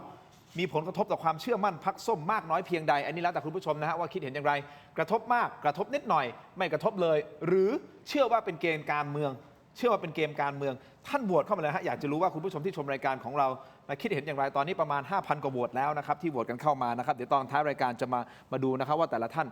นว่าแต่ละตัวเลือกเนี่ยมีการโหวตกี่เปอร์เซ็นต์นะครับคุณผู้ชมครับแต่ที่แน่ๆต่อให้คุณเจี๊ยบได้พูดคุยต่อนะครับเพราะว่าคุณทอมก็ตั้งคำถามแล้วฮะว่าทีเป็นพรรคตัวเองทำไมไม่ทำอะไรเลยคุณจะต้องตัดตอนตั้งแต่ตอนต้นมีชาวบ้านเอาข้อมูลมาให้มีเอาหลักฐานมาให้ชัดเจนทำไมไม่ดำเนินการต่อคุณเจี๊ยบก็บอกว่าเฮ้ยเดี๋ยวก่อนนะไอ้หลักฐานที่เอามาเนี่ยมันใช้ได้หรือเปล่ามันเป็นหลักฐานที่มันเชื่อถือได้หรือเปล่าหรือว่าแค่ลอยๆพอมีหลักฐานมาเสร็จปุ๊บก็ลงไปหาข้อมูลเชิงลึกปรากฏไปหาข้อมูลเชิงลึก ลงใน ก็ พื้น ไม่ ที่ เจอ ไม่เจอแล้วเราก็เข้าไม่ถึงข้อมูลของปปสเราไม่มีความสามารถจะไปตรวจสอบเส้นเงินได้ เพราะพรรคการเมืองเข้าไปตรวจสอบแบบปปสปปงไม่ได้ อันนี้คือคำอธิบาย ใช่ แล้วมีอะไรต่อเลยครับ ใช่แต่เมื่อมันเจอปุ๊บก็แสดงความรับผิดชอบอย่างเด็ดขาดทันทีนะก็เป็นสปิริตที่แบบเราก็ไม่เจอพรรคแบบการกระทำแบบนี้ที่การไม่ยอมรับพฤติกรรมไทยเทาทุจริตคอร์รัปชันอะไรอย่างเงี้ยสแกมเมอร์ค้ามนุษย์ค้ายาเสพติดเนี่ยเราก็อยากให้พรรคการเมืองอื่นเนี่ยได้ใช้มาตรฐานเดียวกัน จะได้ยกระดับภาคการเมืองไทยให้มันขึ้นไปนะคะไม่ใ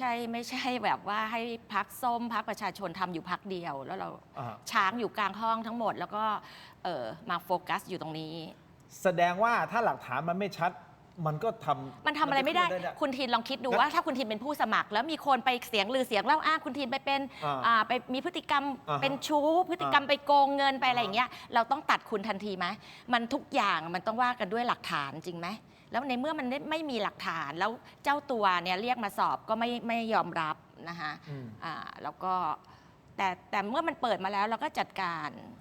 รแสดงว่า ที่จัดการไปแล้วเนี่ยก็เยอะนะคะไม่ใช่ว่าไม่จัดการไอ้ที่มันมีหลักฐานเนี่ยมันถ้าเกิดประเทศนี้ถ้ามันไม่ว่ากันด้วยหลักฐานแล้วมันจะว่ากันด้วยอะไร แล้วหลักฐานระดับชาวบ้านอย่างที่คุณบอกเราหอบหลักฐานที่มันหลักฐานอะไรก็ต้องไปดูด้วยนะว่ามันหลักฐานที่มันใช้ได้หรือเปล่าโอเคงั้นถ้าเอาตรรกะเดียวกันเอาลอจิกเดียวกัน มาครอบกับสิ่งที่มันเกิดขึ้น เช่น คุณโรมคุณวิโรจน์ออกมาบอกว่าให้มันมีอย่างนี้นะ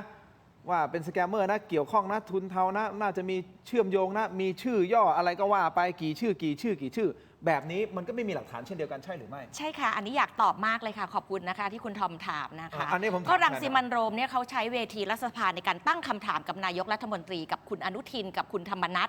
กับคนที่ถูกอภิปรายทั้งหลาย แต่ไม่ตอบนะคะเรียกคุณธรรมนัฐเนี่ยมาตอบในกรรมาธิการไม่เคยมา เชิญไปกี่ครั้งก็ไม่เคยมา อันนั้นนะคะมันมีโอกาสที่คุณจะได้ชี้แจง ได้ตอบคำถาม แต่ก็ไม่ได้ให้ความร่วมมือในการมาตอบคำถามที่รัฐสภาเลย ไม่ว่าจะเรียกกี่หนนะคะหลบเลี่ยงการตอบตลอดแล้วมันคนละแบบกันอันนี้ในเรื่องของผู้สมัครนี่เขามาตอบ แต่เขาให้การปฏิเสธใช่ไหมคะแล้วเราก็ไม่มีหลักฐานที่เป็นรูปธรรมถ้าอย่างนี้มันก็กลั่นแกล้งกันง่ายไหมเกิดคนลงสมัครก็สกัดดาวรุ่งก็บอกว่าคนนี้ไปอย่างนี้ครับชาวบ้านมาพูดแค่นี้เราคงไม่ได้ส่งสส400 คนทั่วประเทศแน่ๆใช่ไหมคะแต่มันเมื่อมันจัดการแล้วมันคนละแบบกันมันจะเอามาเปรียบมันคนละระดับกันมากอ่ะแล้วถ้าสมมุติเกิดท่านนายกรัฐมนตรีหรือท่านธรรมนัฐมาที่คณะกรรมาธิการความมั่นคงจริงๆแล้วมาตอบแล้วก็มาบอกให้ผมไม่เกี่ยวข้องอันนี้ก็ถูกต้องก็รับได้ถูกต้องไหมครับก็ใช่ไหมเพราะประชาชนก็จะบอกอ๋อโอเคคุณอธิบายแล้วแต่ผมไม่เกี่ยวนะผมไม่รู้จักผมแค่รู้จักผิวเผินผมไม่มีอะไรธุรกรรมกับนาย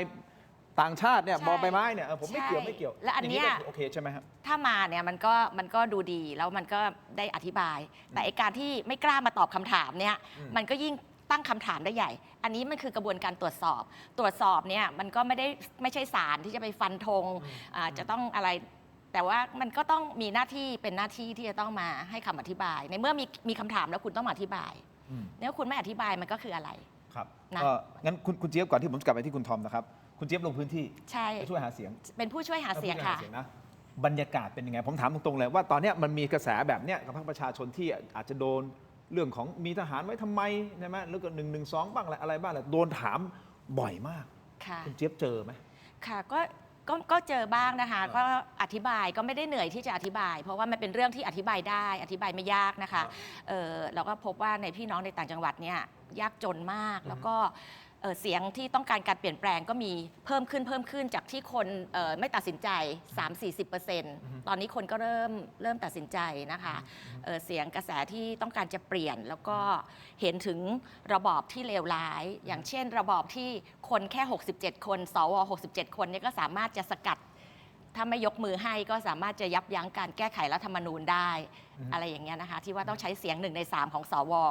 นะคะไม่ว่าประชาชนจะกี่หมื่นรายชื่อเข้ามาโหวตเห็นชอบแก้ไขรัฐธรรมนูญเนี่ยถ้าไปเจอด่านสวแค่67คนยกมือไม่เห็นด้วยเนี่ยทุกอย่างก็พังหมดอันนี้คือระบอบที่เลวร้ายแล้วก็ประชาชนชาวบ้านเนี่ยไม่ว่าจะอีสานที่ไปมานะขอบชายแดนเลยเขายังเห็นเลยว่าระบอบไทยเทานี่เป็นยังไงนะคะระบอบไทยเทาก็คือระบอบที่ชนชั้นนำเนี่ยอุ้มพวกเทาๆทั้งหลายนะคะเครือข่ายทุจริตเครือข่ายค้ามนุษย์เครือข่ายสแกมเมอร์คอลเซ็นเตอร์เนี่ยมันอยู่ไม่ได้หรอกค่ะถ้ามันไม่มีกลุ่มผู้มีอำนาจที่ทำตัวเป็นไทยเทาที่ไปปกป้องแล้วก็แบ่งผลประโยชน์กันอย่างลงตัวนะคะถ้าเอาจริงๆนะมันอยู่ไม่ได้นะคะแต่นี่มันก็พิสูจน์แล้วว่าไม่ได้เอาจริงเอาจังแล้วก็หลอกชาวบ้านอยู่ทุกวันชาวบ้านรู้มากกว่าที่เราคิดนะคะตราบใดที่มันยังมีอากาศมีคลื่นเนี่ยข้อมูลข่าวสารมันไปถึงหมดแม้กระทั่งที่ชายแดนนะคะแล้วก็เริ่มเห็นแล้วว่าข้อแตกต่างระหว่างพรรคที่ต้องการเปลี่ยนแปลงกับพรรคที่กับพรรคที่เป็นเครือข่ายชนชั้นนำที่ไม่ต้องการเปลี่ยนแปลงก็ยื้อกันอยู่เราก็ต้องทำงานหนักค่ะก็ยิ่งต้องขยันเพราะพรรคที่ไม่ซื้อเสียงทุกคนก็ประจักษ์แล้วว่าเป็นพรรคเดียวที่ไม่ซื้อเสียงแม้กระทั่งพรรคตรงข้ามก็ยังยอมรับว่าพรรคประชาชนทำการเมืองแบบไม่ซื้อเสียงอันนี้ก็เป็นที่ยอมรับกันทั่วไปแล้วก็เรื่องที่เราเปิดแคมเปญตั้งรัฐมนตรีตั้งคณะผู้บริหารให้ตรงกับความรู้ความสามารถเนี่ยก็พอดีก็เป็นที่ยอมรับนะคะไม่ใช่ว่ากี่รัฐบาล20 ปีแล้วก็โฉมหน้ารัฐมนตรีคนเดิมๆเอาครูไปคุมกลาโหมเอาตำรวจไปคุมการศึกษาอะไรอย่างเงี้ยระบบโควต้ารัฐมนตรีเนี่ยอันนี้ที่จะขจัดระบบโควต้ารัฐมนตรีเนี่ยอันนี้เป็นที่ยอมรับแล้วก็คนให้การสนับสนุนค่ะอีกนิดเดียวก่อนที่จะไปที่คุณทอมนิดเดียวครับนะครับแล้วประชาชนเขาถามเรื่องของผู้สมัครเทาไหมกับพรรคประชาชนประเด็นที่เราคุยกันอยู่เนี่ยที่คุณทอมเขาตั้งคำถามผู้สมัครเทาเผอิญว่าเพิ่งเกิดขึ้นเมื่อวานนี้ก่อนหน้านี้ด้วยที่มีคนหนึ่งก่อนหน้านี้ด้วยที่ออกไปก็อันนั้น มีไหม ก็มี ตกลงคุณ ก็ มีส้มไม่มีเทาตกลง ใช่ก็มีค่ะมีเหมือนกัน แต่ว่าไม่ได้เป็นเปอร์เซ็นต์ที่ โอเค เยอะมากแล้วก็ โอเคครับ เมื่ออธิบายกันยาวๆ ก็เข้าใจได้ อ่ะ เราก็ยอมรับแหละว่ามันก็อาจจะทำให้คนเสียความรู้สึกอะไรอย่างเงี้ยนะคะแต่ว่าถ้าเราเทียบกับภารกิจหลักสำคัญที่รอเราอยู่ข้างหน้ามันเป็นงานใหญ่มากไอ้เรื่องนี้มันก็เป็นความผิดพลาดระหว่างทางที่จะไปถึงเป้าหมายการเปลี่ยนแปลงโครงสร้างเนี่ยยอมรับว่ามีความผิดพลาดนะคะ โอเคครับ แต่ว่าเจตจำนงทางการเมืองอ่ะมันสำคัญที่สุด โอเค ชาวบ้านบางคนก็ส่วนมากก็เข้าใจ ครับอย่างนี้นะฮะขอบคุณนะฮะคุณเจี๊ยบเดี๋ยวผมเอาอย่างนี้นะคุณทอมอาจารย์วันวิชิตบุญโปร่งนะครับอาจารย์วันวิชิตบุญโปร่งโพสต์แบบนี้เลยนะบอกเรื่องข่าวนักการเมือง10 รายที่มีอดีตทั้งอดีตสสและเป็นผู้สมัครเช็คไปเช็คมาไม่น่าจะอยู่ 3-4 พักแต่แหล่งข่าวเกริ่นว่าอยู่พักเดียวกันครับอาจารย์เอาละครับเท็จจริงประการใดผมเชื่อว่าพักเขาคงจะจัดการปัญหาเฉพาะหน้าไป แต่คงอดสงสัยไม่ได้ว่าเขาคัดกรองอย่างไรที่มาที่ไปของการของผู้สมัครสสของพรรคที่อุดมด้วยความเทาทั้งนั้น และอีกอย่างสิ่งที่อาจารย์โพสต์มันไปสอดคล้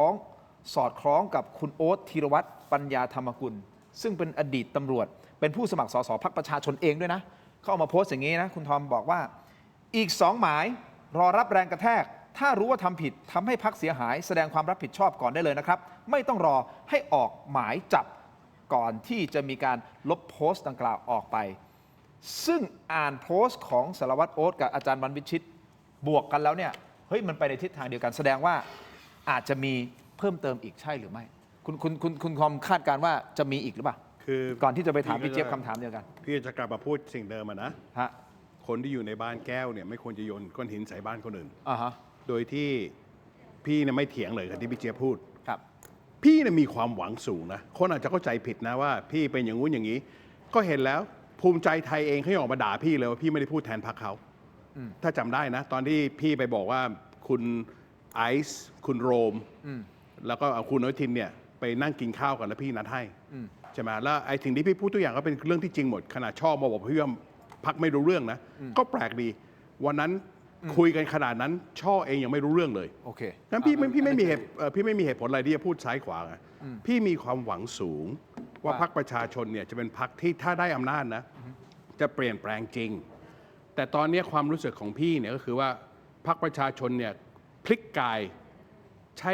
ระบบการเมืองเก่า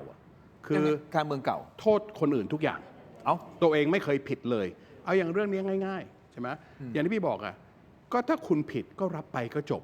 แต่วิธีไม่เขาไม่ได้รับเขาว่ารับก็จบไง โอเค แต่นี่คือรับในการที่แต่คนอื่นผิดมากกว่าฉันนะ ไม่ คือ ขนาด คนนี้ ะ คนนู้นแล้วก็ใช้คำอย่างเงี้ยคนนี้ค้าเฮโรอีนอย่างเงี้ยมันเป็นเขาเรียกว่าคีย์เวิร์ดที่อยากให้ประชาชนที่จะเลือกเนี่ยนี่เป็นคำหาเสียงเลย ไม่จำเป็นครับพี่เจี๊ยบนะไม่จำเป็นต้องใช้คำพวกนี้เลยพรรคประชาชนดีกว่าสิ่งที่ออกมาจากปากพี่พูดแค่เนี้ยใช่ไหม อย่างนั้น พรรคประชาชนเป็นพรรคที่ดีพี่ไม่เถียงนะแต่สุดท้ายแล้วเนี่ยอยากกลับมาเล่นการเมืองเก่าไอ้เรื่องเนี้ยถ้าพี่บอกถ้ามันมีกลิ่นใช่ไหมพรรคควรจะมีสแตนดาร์ดที่ดีกว่าคนอื่นเนี่ยไม่ใช่ว่ารอให้ตำรวจมาจับก่อน แล้วมาบอกทีหลังว่าเราทำอะไรไม่ได้ คุณต้องดีกว่านั้น ที่พี่พูดทุกอย่างเนี่ยคืออะไรพี่อยากให้พรรคประชาชนเป็นพรรคที่พี่เคยรู้จักกับธนาธรมา ที่พี่เป็นคนเปิดเวทีแรกให้ธนาธรขึ้นไปอภิปรายพรรคนั้นมันหายไปไหนพรรคที่อยู่ดีก็ไปยกมือให้กับภูมิใจไทย แล้วก็มาบอกทีหลังว่าเขาหักหลังเขาหักหลังเรา ก็คุณยกมือให้เขาอะใช่ไหมพรรคที่พรรคที่อะไรนะพรรคที่บอกว่าจะไม่อย่าลืมนะสโลแกนของพรรคคืออะไรมีเราไม่มีเทาแต่พี่เจี๊ยบต้องรับนะครับนี่ผมถามผ่านคุณนะว่าในพรรคคุณมีเทาแล้วก็อาจจะมีอีกแต่สิ่งที่พี่เจี๊ยบพูดก็บอกว่าพิสูจไม่ได้งั้นผมขอพูดอย่างนี้อย่างเดียวที่ผมพูดตรงนั้นเนี่ยโรมมาบอกว่าผู้ชายคนหนึ่งเป็นสแกมเมอร์โดยที่หลักฐานของโรมคืออะไรเพราะมีอีกคนหนึ่งไปเขียนเกี่ยวกับคนนี้ชื่อคุณว่าทอมไรท์ทอมไรท์เขียนเกี่ยวกับผู้ชายคนนี้หลักฐานของโรมทั้งหมดเนี่ยก็มาจากนักข่าวคนเดียวชื่อว่าทอมไรท์แล้ววันนี้ทอมไรท์ก็บอกแล้วว่าคนนี้ไม่ผิดแล้วใช่ไหมงั้นหลักฐานเนี่ยที่บอกคนนี้ถ้าคนนี้ผิดจริงนะเอาเข้าคุกเลยแต่พี่เจี๊ยบบอกว่าแค่นี้จะทำให้คนผิดได้เหรอแต่พรรคประชาชนเนี่ยเก่งอย่างทำให้คนชิบหายได้ก่อนแล้วเดี๋ยวมาแก้ไขกันทีหลังนิสัยเนี่ยพี่อยากฝากให้พรรคประชาชนอย่ามีเป็นอย่างนั้นเลยเหรอฮะ ก็มัน ใน ไม่ มุม เป็น ของคุณเป็นอย่างนั้น ไม่ ใช่ไหม ไม่ เดี๋ยวผมจะให้คุณเจี๊ยบได้อธิบายในมุม คือ ของเขา ถ้า ว่า เป็นอย่างที่พี่เจี๊ยบพูดนะแล้วก็พรรคประชาชนจะเป็นพรรคที่ไม่ต้องโทษคนอื่น ไม่ต้องอะไรนะภาษาไทยเขาเรียกว่านะเสียบเนี่ยอะไรนะเข้าใจดีคือไม่จำเป็นอ่ะพรรคประชาชน ถ้าพี่ขอโทษทีนะภาษาไทยพี่อาจจะไม่แข็งนะ you're better than this คือดีกว่าที่เป็น you ดี ดี ก ก ว่า ว่า นี้ ที่เป็นสิ่งที่ออกมาจากปากพี่เจี๊ยบ หรือสิ่งที่พฤติกรรมที่พรรคทำอยู่ คนไทยเนี่ยมีความหวังให้พรรคนี้เยอะมากนะแต่ตอนนี้พี่ว่าคนไทยหลายคนเนี่ยมองว่าก็กลับมาเล่นการเมืองสกปรกคือโทษคนอื่นทุกอย่างในพรรคเองก็บอกว่าตัวเองดีทุกอย่างแต่สุดท้ายแล้วเป็นยังไงคนรอบข้าง โอเค ก็ไม่ได้ดีขนาดนั้นงั้นพี่ถึงฝากไงว่า ที่น้องคนนั้นเขาพูดว่ามีกี่คนเนี่ยใช่ไหมก็เมื่อมันมีควันแล้วอ่ะสิ่งแรกที่คุณเท้งควรจะทำเนี่ยก็คืออะไร เรียกทุกคนมาหมดเลย โอเค ตรวจสอบอย่างเต็มที่ไม่ต้องรอให้ตำรวจมาจับข้อมูลอ่ะมันหาไม่ยากหรอกใช่ไหมแล้วถ้าข้อมูลไม่จริงนะพี่เจี๊ยบบอกว่าข้อมูลไม่จริงเราทำงานไม่ได้งั้นฝากสสพี่เจี๊ยบทุกคนเลยว่า ถ้าข้อมูลคนอื่นที่โรมออกไปด่าวิโรจน์ออกไปด่าไอออกไปด่าเนี่ยนะมันไม่จริงเนี่ยอย่าพยายามหาคะแนนจากศาลของประชาชนเรามีระบบยุติธรรมพรรคเนี่ยเป็นพรรคที่มีอนาคตในประเทศไทย เวลามันอยู่กับพรรคนี้ไอ้คนเก่าๆแก่ๆมันก็ตายกันหมดอ่ะก็อย่าเขาเรียกว่านะหมุนหัวกลับกลายเป็นพรรคสมัยเดิมๆอะนะ โอเค แค่นั้นเนี่ย อันนี้คือมุมมองของทอม แน่นอน อันนี้คือรับฟังนะฮะรับฟังมุมมองของทอมได้เราต่างคนต่างมีมุมมองที่แตกต่างกันได้ แต่ประเด็นแน่นอนก็ต้องให้ความเป็นธรรมกับคุณเจี๊ยบในการอธิบายในสิ่งที่คุณทอมเขาตั้งข้อสังเกตว่าเฮ้ยอย่าไปเล่นอย่างนี้สิถ้าตอนนี้มันมีควันออกมาแล้วเนี่ยก็จัดการเลยอย่ารอให้เนี่ยอย่างคุณสารวัตรโอ๊ตเนี่ยก็เอามาโพสต์แบบเนี้แล้วเขาลบไปแล้วนะโพสต์นี้ด้วยความเป็นธรรมเขาก็ลบไปแล้วนะแต่ประเด็นคือเฮ้ยมันก็แสดงว่ามันมีกลิ่นใช่หรือไม่ และที่สำคัญอีกนิดนึงก่อนที่พี่เจี๊ยบจะตอบนะครับเมื่อสักครู่นี้เองคุณผู้ชมครับเพจ Facebook CSILA โพสต์คลิปเสียงโดยระบุว่าหลุดอีกแล้วสส888สั่งการลูกน้องไล่ล่าหาลูกค้ามาเข้าเว็บจิมิเหรอ888หลักฐานชัดเจนขนาดนี้ประชาชนได้ยินกันทั้งประเทศคำสั่งชัดโครงข่ายพฤติกรรมชัดตำรวจจะออกหมายจับกี่โมงแล้วกกตทำอะไรอยู่เดี๋ยวมีคลิปใช่ไหมเราฟังพี่เจี๊ยบอธิบายในมุมของตัวนี้ก่อนแล้วเดี๋ยวมาเปิดมาฟังพร้อมกันเราจะถามพี่เจี๊ยบว่าเคยได้ยินไหมคลิปเสียงนี้ว่าเสียงคนนี้คุ้นไหมว่าเป็นใครอะไรยังไงเคยคุยไหมโอเคนะครับพี่เจี๊ยบเพื่อความเป็นธรรม ให้อธิบายตรงนี้ก่อน ก็จะบอกว่าฟังคุณทอมแล้วเวียนหัวนะคะ เพราะว่าสิ่งที่คุณทอมพูดมันย้อนแย้งกันเองตลอดเวลานะคะ ไม่เป็นไรค่ะไม่ต้องใช้ คือมันย้อนแย้งกันเองตลอดเวลานะกรณีโดยเฉพาะอย่างยิ่งเลยอยากตั้งคำถามเลย เวลาคู่สัญญาเขาหักหลังกันเนี้ยทำไมไม่ไปโทษคนที่หักหลังฮะทำไมมาโทษคนที่ทำไมมาโทษคนที่ถูกหักหลังนะเราทำ MOA กับพรรคภูมิใจไทยเนี่ยทำไมไม่ไปโทษคนที่หักหลังนี่มันแปลกไงคือมันเป็นทัศนะที่ย้อนแย้งมันตั้งคำถามกับคนที่ถูกหักหลัง แทนที่จะมาเห็นใจกันแล้วก็แทนที่จะสร้างบรรทัดฐานที่ดีนะว่าไอ้คุณธรรมขั้นต่ำของการเป็นนักการเมืองนี่ก็คือการรักษาคำพูดการรักษาสัญญามันคือคุณธรรมขั้นพื้นฐาน แต่คุณทอมไม่ไปตั้งคำถามกับไอ้คนที่หักหลังเลย อันนี้ย้อนแย้งมากนะคะกรณีพูดถึงโรมรังสิมันต์โรมวิโรจน์หรือว่าไอลักษณกเนี่ยก็ในเมื่อเราเชิญรัฐมนตรีเชิญนายกมาตอบคำถามในสภามาแล้วก็ยังไม่ได้อภิปรายไม่ไว้วางใจเลยก็ยุบสภาก่อนอย่างเงี้ยแล้วคุณทอมทราบได้ยังไงคะว่าเขาไม่มีหลักฐานเชิงประจักษ์ที่มันแน่นหนาที่ถึงได้พูดคุณทอมไม่ทราบเห็นด้วยแชร์เลยก็มันไม่ใช่หน้าที่ของดิฉันดิฉันอยู่นอกสภาเลยพี่บอกก็มันสนับสนุนไม่แชร์เลยใช่มันจะยังไงก็มันเป็นอีกเรื่องหนึ่งแต่ว่าการที่คุณทอมมาฟันธงว่าโรมวิโรจน์ไอไม่มีหลักฐานอะไรก็ไปกล่าวหาคนอื่นลอยๆมันก็ไม่ใช่อันนี้ก็เป็นจินตนาการของคุณทอมอันนี้คือการโอเคเข้าใจแล้วคือการกล่าวหาแชร์เลยโอเคแชร์เลยไม่คุณทอมต้องยอมรับก่อนว่าพูดกล่าวหาเลื่อนลอยคุณทอมบอกว่าเขาไม่มีหลักฐานที่ชัดเจนคุณทอมทราบได้ไงในเมื่อคุณธรรมนัสผมไม่เห็นสักทีก็เพราะคุณไม่เห็นไม่ได้หมายถึงไม่มีสิ่งที่คุณไม่เห็นไม่ได้หมายความว่ามีนะโอเคให้คุณเจี๊ยบได้พูดก่อนคุณทอมแป๊บขออนุญาตครับขออนุญาตแป๊บคลื่นโทรศัพท์ที่คุณทอมไม่เห็นเนี่ยไม่ได้หมายความว่าไม่มีสิ่งที่เราไม่เห็นไม่ได้หมายความว่ามันไม่มีการที่คุณยังไม่ได้เข้าไปฟังไม่ได้ไปเห็นหลักฐานของโรมคุณจะมาบอกว่าโรมไม่มีหลักฐานหรือว่าหลักฐานอ่อนแอมันไม่ได้อันนี้คือการแบบกล่าวหานะคะมันไม่ได้เลวร้ายขนาดนั้นค่ะ คือบางทีก็เหนื่อยกับการพูดกับคนที่ย้อนแย้งนะ โอเค แล้วเมื่อกี้ถามว่าอะไรคะ เลยลืมคำถามเลย แล้วตกลงจะมี ควบคุมอารมณ์มากเลยนะ ตกลงจะมีเพิ่มเติมไหมแล้วว่าคุณ พี่ จะจัดการเดี๋ยวก่อนแป๊บหนึง ไม่ แป๊บหนึง โทษทีขอต้องพูดอันนี้ มัน พี่เป็นนักการเมืองระดับนี้แล้วนะ แต่พี่ยังคุมอารมณ์ไม่อยู่เลยเหรอ ไม่ใช่ คุมไม่อยู่สิครับพี่ ก็ เพราะว่าพี่ต้องฟังความคิดของคนอื่นบ้าง และที่พี่พูดนะ ผมเห็นด้วยเลยกับพี่ ใช่ไหมคะ ถ้า ก็ โร คุ ม ณ มีนะ ถ้าโรมมีนะทำไมไม่แฉ ก็เขายังไม่มีเวทีจะแฉ เว บาง ที เรื่อง สื่อเต็มไปหมดแฉอย่างอื่นแฉได้หมด โอเค โทษคนได้หมด จะไปแฉโดยที่ โอเค คู่กร ครั ณี บ ไม่มาชี้แจง มัน เหร ไม่ อ ใช่คู่ คะ กรณี เดี๋ยว ใช่ แป๊บหนึงตอนที่พี่พูดเขาไม่ได้ อยาก แซ ฝาก ะ พี่เจี๊ยบอย่างนะ แป๊บหนึ่งคุณทอม ขอฝากอย่างนี้ ไม่เดี๋ยวผมจะไปประเด็นต่อ พี่ พี่ ต้ ท อ อง ม เป็นคนพี่จะเป็นนักการเมืองที่ใหญ่มากในเมืองไทยวันหนึ่ง ถ้าพี่บอกว่าพี่เกือบจะคุมอารมณ์ไม่อยู่แล้วนะ ก็เป็นคุณสมบัติที่ค่อนข้างถ้อยของพี่ ที่พี่อะไรพี่ทอมแป๊บหนึ่งเอางี้ อยู่ค่ะ เอางี้ ก็ พี่ทอม ยัง พี่ทอม พูดกัน ขออนุญาต ได้ ขออนุญาตคุณทอมเดี๋ยวผมจะได้จบประเด็นนี้กับ โอ คุ เค ณเจี๊ยบนะคุณทอมขออนุญาตผมถามต่อเลยนะครับก็คือว่าแล้วตอนนี้มันมีกลิ่นออกมาแบบนี้ครับทำยังไงต่อดีอย่างที่คุณทอมเขาตั้งคำถามก็เป็นคำถามที่ดีนะว่าแล้วตกลงคุณได้มีควันออกมาแล้วเนี่ยควันมันเหมือนควันออกมาแล้ว คุณจะไปหาต้นตอของควันแล้วไปดับมันก่อนไหมก่อนที่มันจะหลับบานปลายไป ก็บอกแล้วว่าศักยภาพที่จะหาต้นตอของควันเนี่ย มันต้องเราก็ใช้เต็มศักยภาพเท่าที่ ครับ พรรคการเมืองไม่ได้ต่างกับบุคคลธรรมดามากนะในขีดความสามารถในการที่จะไปหาอะไรถ้า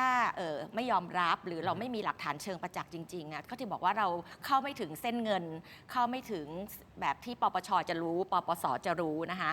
ถ้ามันเกิดขึ้นอีกมันก็ใช้วิธีการแบบเดียวกันว่าพรรคไม่อาจยอมรับพฤติกรรม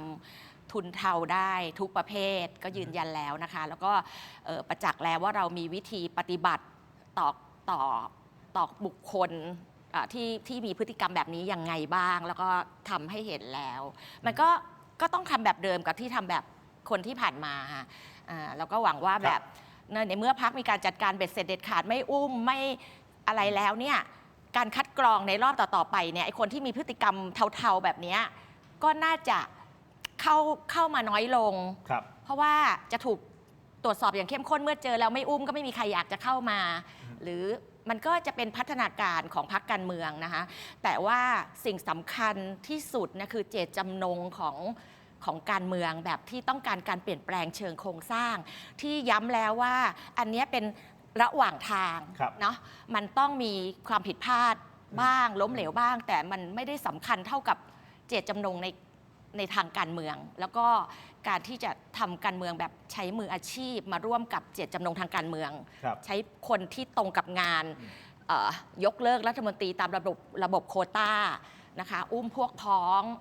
อะไรอย่างเงี้ยคือมันก็เป็นการเมืองที่คนต้องการ เราก็ยังมั่นใจว่าพี่น้องประชาชนยังโอบอุ้มแล้วก็แยกผิดแยกถูกส่วนที่ผิดเรายอมรับแก้ไขปรับปรุงนะคะส่วนที่เกินจริงเราก็ต้องปกป้อง แล้วส่วนที่ดีผลงานของเรามากมายที่ทำไปแล้วเป็นที่ประจักษ์นะคะพรรคที่กล้าสู้กล้าชนกล้าพูดเรื่องยากที่คนไม่กล้าพูดไม่กล้าชนนะคะก็เป็นพรรคเดียวในตอนนี้นะคะในส่วนที่ดีก็เชื่อว่าพี่น้องประชาชนได้มองเห็นกันทั่วแล้วนะคะเชื่อว่าพี่น้องประชาชนสามารถชั่งน้ำหนักและตัดสินใจได้นะคะกับทั้งกลุ่มก้อนว่าการเปลี่ยนแปลงประเทศนี้ยังเป็นเรื่องจำเป็นโอเคครับคุณเจี๊ยบครับถ้าอย่างนี้ผมไปทิ้งเมื่อกี้นี้ต่อนิดนึงนะครับเพจ Facebook CSILA มีการโพสต์คลิปเสียงโดยระบุว่าหลุดอีกแล้วสส888สั่งการลูกน้องไล่ล่าหาลูกค้ามาเข้าเว็บจิมิ888หลักฐานชัดขนาดนี้ประชาชนได้ยินกันทั้งประเทศคำสั่งชัดโครงข่ายพฤติกรรมชัดตำรวจจะออกหมายจับกี่โมงแล้วกกตทำอะไรอยู่เดี๋ยวเราจะไปฟังเสียงนี้กันผมไม่แน่ใจว่าฟังเสียงแล้วคุณเจี๊ยบเคยสนทนากับสสคนนี้หรือเปล่าหรือว่ารู้หรือเปล่าว่าเป็นใครนะครับจากฟังกับเสียงนะฮะเดี๋ยวไปฟังครับซีโร่เริ่มต้นใหม่ให้นึกถึงวันที่88มันเกิดหลังจากนั้นพวกเราก็กลับกันมาได้ลูกค้าที่เคยตกหลุดอยู่ในเพจในไลน์วันนี้พวกเราต้องรื้อให้หมดการตลาดที่สั่งบุญยิงกันเพื่อเน้นย้ำในการตามลูกค้าไปลากมันกลับมาให้ได้คือคุ้นไหมเสียงนี้ไม่คุ้นค่ะนี่อันนี้พูดจริงๆสารภาพ ไม่เป็นไรก็ถ้าคุณก็จะบอกว่าคุณแต่เท่าที่ยังนึกไม่ออก ว่าคุณว่าไม่ได้ อันนี้ต้องให้แฟร์กับพี่ อันนี้ต้องแฟร์กับเขา กับพี่ มัน เจี๊ ไม่ ยบ คุ้น พี่เจี๊ยบพูดถูก คืออยู่ดีๆจะมีคลิปอย่างนี้ออกมานะ ใช่ครับ แล้วมาบอกว่าคุณเจี๊ยบคุ้นกับเสียงนี้หรือเปล่านี่ไม่แฟร์ ผมแค่ถาม ไม่ ว่า เข้าใจ ถ้า แต่ไม่ สติ พี่ไม่ได้บอกว่าอยู่ไม่แฟร์ อ่ะ เพราะประชาชนอย่าตัดสิน เออ อย่าตัดสิน เพราะว่าคลิปนี้ให้แฟร์นะ สมัยนี้พี่ก็พูดตลอดเวลาว่า เวลาฟังคลิปใครนะ พี่ไม่ค่อยมั่นใจเลยเดี๋ยวนี้ว่ามันมาจริงมาจาก AI มาจากนู่นจากนี่งั้นอันนี้ก็อีกเรื่องหนึ่งแต่ถ้ามันจริงก็เหมือนกับบอกอะมีควันแล้ว ก็ไปจัด พี่เชื่ กา อ ร ว่าเดี๋ยวก็ไปจัดการกันนะ พี่ขอพูดอย่างเดียว ครับ พี่ฝากพี่เจี๊ยบอย่างหนึงนะครับ อ้าว ไป ฝาก ฝากผ่านคุณนะฝากผ่านคุณใช่ไหม ฝากได้ครับฝากผม ต้องจ่ายเงินคุณแบบค่าฝาก ไม่ต้องจ่ายอะไรทั้งสิ้นฮะฝากมา พี่เป็นห่วง ห่วงเรื่องอะไรฮะ ที่พักประชาชนเนี่ยถูกหักหลังมา2 ครั้งแล้วนะพี่เจี๊ยบพูดเมื่อกี้ว่าทำไมไม่ไปโทษพักที่หักหลังพี่ก็ไม่ได้โทษทั้งสองฝ่าย พี่เพียงบอกว่าพี่ก็เป็นห่วงว่าการบริหารอะไรก็ได้เนี่ยใช่ไหมครับถ้าเราเป็นคนที่ฝ่ายถูกหักหลังได้ตลอดนะก็ต้องกลับมาดูวุฒิภาวะกับคนที่ไปเจรจานะหรือคนที่ดูแลพวกนี้ ก็ขอให้เหมือนกับอเมริกันกันแล้วกันนะเบสบอลใช่ไหมเขาให้มีสไตรค์3 ครั้งอ่ะเพราะเดี๋ยวคราวนี้เวลาเลือกตั้งเสร็จวันที่ 8 นะพี่เจี๊ยบคงเห็นเหมือนกันนะก็ต้องมีไปเจรจาเพื่อจะร่วมรัฐบาลยังไงใช่ไหม เพราะไม่ได้เชื่อว่าจะมีพรรคไหนพรรคหนึ่งได้เสียงคะแนนท่วมท้นอย่างนี้หรอครับ โอกาสพอๆกับพี่ได้ไปเป็นแฟนกับอ้ำพัชราภามั้งคืออาจจะมีโอกาสแต่น้อยมาก เดี๋ยวภรรยาพี่ดูอยู่ชิบหายแล้วนะก็วันนั้นน่ะก็อย่าให้โดนหักหลังครั้งที่ 3 ก็แล้วกันนะครับเพราะอะไรก็ได้เนี่ยเพราะมันก็ต้องมาวิเคราะห์ไงคือพี่เป็นนักธุรกิจอ่ะใช่ไหมเวลาพี่ทำสัญญาพี่ทำอะไรแล้วเนี่ยไม่มีใครมาหักหลังพี่ได้นะงั้นก็ต้องมาวิเคราะห์ในพรรคกันเองว่าทำไมเราถึงปล่อย เพราะเราอยากได้อะไร แสดงว่าคุณทอมไม่เคยทำธุรกิจที่โดนหักหลังหรือล้มเหลวเลยสักครั้งเลยแหละ ไม่เคยครับล้มเหลวเยอะ ล้มเหลวเต็มไปหมด แต่หักหลังไม่มีใช่ไหมหักหลังไม่มีใช่ไหมแต่ล้มเหลวมีเยอะนะครับมันคนละอย่างกันนะอันนี้ก็ฝากไว้หน่อยสำหรับสิ่งที่เราพูดกันทั้งรายการเนี่ยพี่เนี่ยอยากให้คนเข้าใจถูกเลยนะคนก็บอกคุณทอมฝ่ายน้ำเงินไปดูสิฝ่ายน้ำเงินยังด่าพี่เลยแบกใช่ไหมยังด่าพี่เลย เต็มที่เลยนะคนยังด่าคุณพักภูมิใจไทยเนี่ยออกมาด่าพี่นะถ้าเราจำกันได้นะว่าพี่ไม่ได้พูดแทนพักแล้วพี่ก็บอกพี่ไม่เคยพูดแทนพักพี่เป็นเพื่อนกับคุณอนุทินอันนี้พี่ไม่เถียงนะครับพี่เนี่ยมีความหวังให้พรรคประชาชนตลอดพี่อยากให้พรรคประชาชนเป็นสิ่งที่พี่เจี๊ยบพูดเลยทำใหม่คิดใหม่เป็นใหม่แต่ตอนนี้พฤติกรรมของประชาชนเนี่ยมันคล้ายๆกับคนเก่าๆอ่ะที่รักคล้ายๆกับพรรคประชาธิปัตย์ อันนี้คือความมุมมองของคุณนะ คล้ายๆกับพรรคประชาธิปัตย์ ไม่เห็นด้วย ไม่คล้ายๆกับพรรคประชาธิปัตย์ในอดีตนะคือกูถูกบททุกคนผิดหมดใช่ไหมฉันดีหมดฉันสง่าหมดฉันเก๋หมดคนอื่นผิดหมดไม่จำเป็นเลยพรรคประชาชนบริหารพรรคด้วยการที่อย่างที่บอกเนี่ยถ้ามีควันก็ดับเสียไม่ต้องรอให้คนมาจับวันเนี้ยฝากพี่เจี๊ยบไปบอกเท้งไปบอกทุกคนบอกว่าเฮ้ยฉันบอกรายการแล้วนะฉันมาปวดหัวกับไอ้ทอมมันแล้วนะทำให้ฉันเวียนหัวฉันจะอ้วกแตกแล้วนะอย่างน้อยเขาก็พูดสิ่งที่ดีอย่างว่าเฮ้ยมันมีควันจริงนะงั้นเราควรจะไม่ให้ต้องมีตำรวจเข้าไปจับคนของเราแล้วก็เอาเข้าคุกไหมเพราะอันนี้มันทำได้มันทำได้เลย ก็คือจัดการก่อนที่จะมีเหตุการณ์ที่ตำรวจจะมา พี่ก็จะแนะนำอย่างนี้ใช่ไหม ขออนุญาตตอบนิดนึงนะคะ ได้ครับเชิญครับคุณเจี๊ยบ คุณทอมอาจจะจับใจความไม่ครบนะคะไม่เคยบอกว่าตัวเองไม่ผิด แล้วก็คนอื่นผิด ยอมรับความผิดพลาดในเรื่องในพัฒนาการที่เดินไปเนี่ยเส้นทางนี้นะคะผิดยอมรับแก้ไขปรับปรุงเมื่อกี้พูดซ้ำ3 หนแล้วนะคะยอมรับผิดในสิ่งที่ผิดยอมรับแก้ไขปรับปรุงนะคะเพียงแต่ว่าเราก็ยังยืนยันว่าเจตจำนงทางการเมืองของเราเนี่ยมันเป็นเจตจำนงทางการเมือง เพื่อคนส่วนใหญ่ของประเทศ 99% ของประเทศนี้นะคะเราไม่ใช่พรรคเครือข่ายชนชั้นนำที่ปกป้องผลประโยชน์ของทุนเทาอยู่ค่ะก็คุณทอมก็ต้องจับประเด็นให้ดีว่าไม่ใช่ว่าไม่ยอมรับผิดนะอะไรที่มันผิดนะมันเป็นผิดในระหว่างทางเนี่ยมันไม่ใช่ประเด็นที่เป็นหัวใจหลักอุดมการณ์หลักของการทำพรรคการเมืองนะจุดยืนอุดมการณ์เนี่ยมันยิ่งใหญ่กว่าสิ่งอื่นค่ะอย่างอื่นมันผิดพลาดระหว่างทางแก้ไขยอมรับปรับปรุงค่ะโอเคก็ฝากไว้อย่างสุดท้ายก็เลยก็ยังไงจะจับทุนเทาแล้วนะจับทุนเทาในพรรคก่อน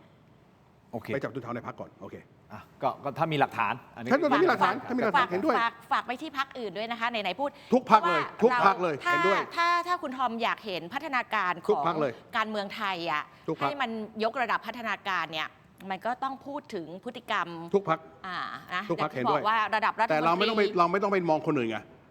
พี่คุมพรรคของพี่เองนะจัดการพรรคตัวเองก่อนแล้วเดี๋ยวคนอื่นเขาจะได้รู้เลยว่าพรรคฉันจัดการนะพรรคอื่นไม่ทำ ค่ะ จบ การจัดการก็ต้องมีกระบวนการที่มันถูกต้องด้วยนะ โอเค มันไม่ ครับ ใช่จัดการแบบเจ้าพ่อ ตามนั้น อะไรอย่างนี้ โอเคครับ มันต้องว่ากันด้วยหลักฐานไง ถูกฮะถูกอันนี้ผม ผมต้องมีผมไม่ได้ทิ้งเรื่องนี้เลย ใช่ไหม โอเค อย่างนี้นะคุณผู้ชมผมไปค้างคลิปอยู่คลิปหนึ่งนะครับที่เราเปิดช่วงท้ายของช่วงทีวีนะครับคุณผู้ชมครับเป็นคลิปนะที่โซเชียลเขาวิพากษ์วิจารณ์นะครับคุณผู้ชมครับเป็นภาพขณะที่เจ้าหน้าที่ตำรวจกำลังควบคุมตัวนายรัชพงศ์ขึ้นรถ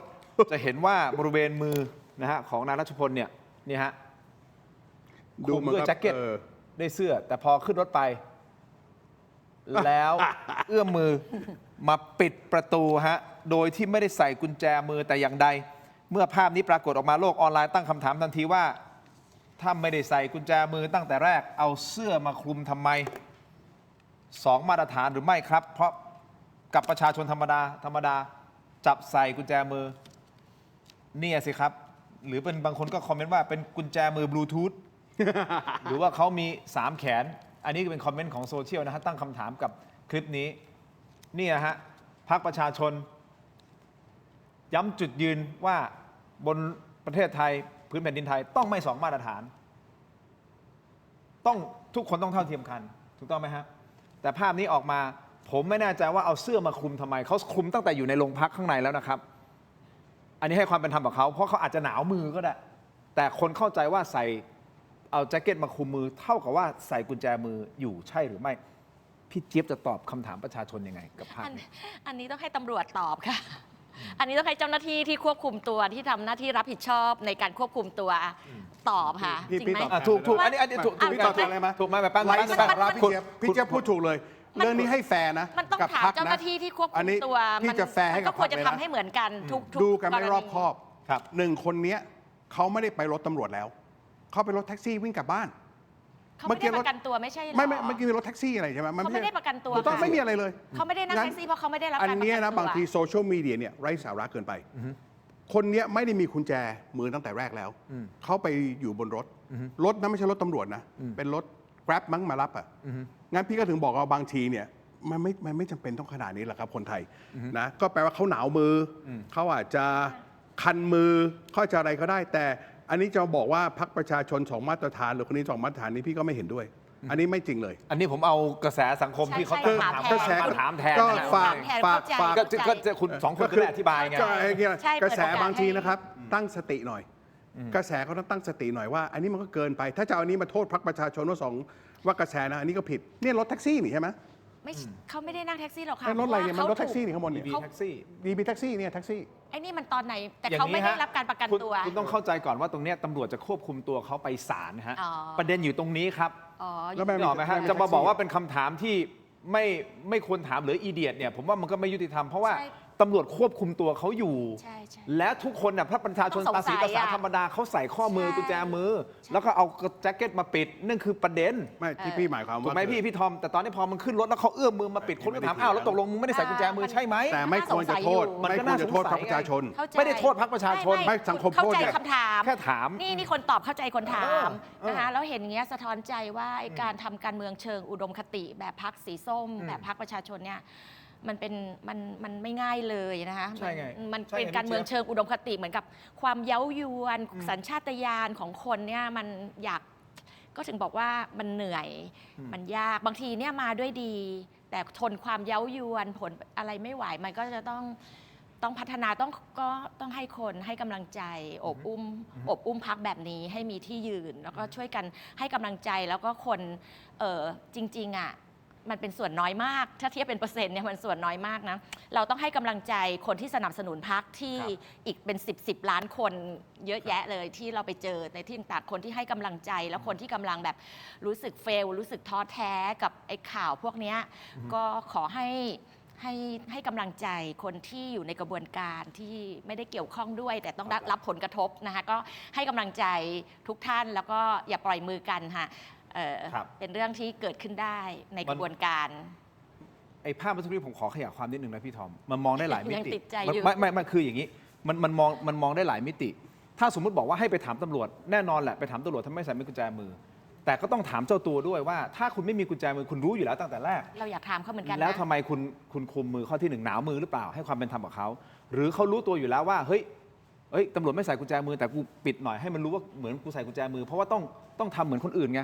ที่คุมตัวผู้ต้องหาไปศาลก็ต้องใส่กุญแจมือไปไงแต่แสดงว่าเจ้าตัวรู้อยู่แล้วว่าไม่ได้ใส่กุญแจมือ ใช่ ก็ถึงถามมาว่าถ้าเจ้าตัวรู้อยู่แล้วแล้วคุณมีจุดยืนว่าต้องห้าม2 มาตรฐานทำไมคุณทำไปทำไมทำไมคุณร่วมอยู่กับตำรวจทำไปทำไมผมถามตำรวจแน่ตำรวจผมว่าเดี๋ยวผู้สื่อข่าวก็ไปถามตำรวจแหละว่าตกลงมันคืออะไรแต่ให้ความเป็นธรรมไงผมถึงบอกว่ามันมองได้หลายมิติ มาว่า ถ้าเขาได้รับการประกันตัวออกมาก็ต้องถาม เรามีเรื่อง ใช่ รถไฟถล่มเรามีเรื่องตึกถล่ม ครับ เรามีเรื่องนู่นนี่เต็มไปหมดเลย ครับ แต่สิ่งที่สังคมสนใจก็คือว่าตกลงผู้ชายคนนี้มือหนาวหรือไม่หนาว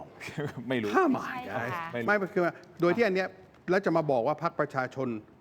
อะไรอย่างงี้นะอันนี้ก็ผิดเลยพรรคประชาชนไม่เกี่ยวกับเรื่องนี้เด็ดขาด เข้าใจ อันนี้เขาเข้าใจกันทั่วแล้วค่ะคุณทอมดิฉันก็เข้าใจแล้ว เข้าใจอ่ะอย่างนี้ฮะไม่เป็นไรฮะเดี๋ยวเราพูดคุยกันมานานแล้ว พี่ นะ เจี๊ยบนี่ดีนะ ถึงชมเขายังด่าผมได้ เขาไม่ได้ด่าเขาไม่ได้ด่าเขาไม่ได้ด่าเดี๋ยว ต้องเห็นด้วยกับผมสักครั้งเลยพี่เจี๊ยบในชีวิตเนี้ยเป็นไปได้ ก็ ไหม คุณทอมพูดอะไรให้เข้าท่าสิ นั่นไงชมพักพี่แล้วยังไม่เข้าท่าเหรอ คุณทอมแบบ ชมพักพี่แล้วยังไม่เข้าท่า คุณ เหร ทอ อ มแบบ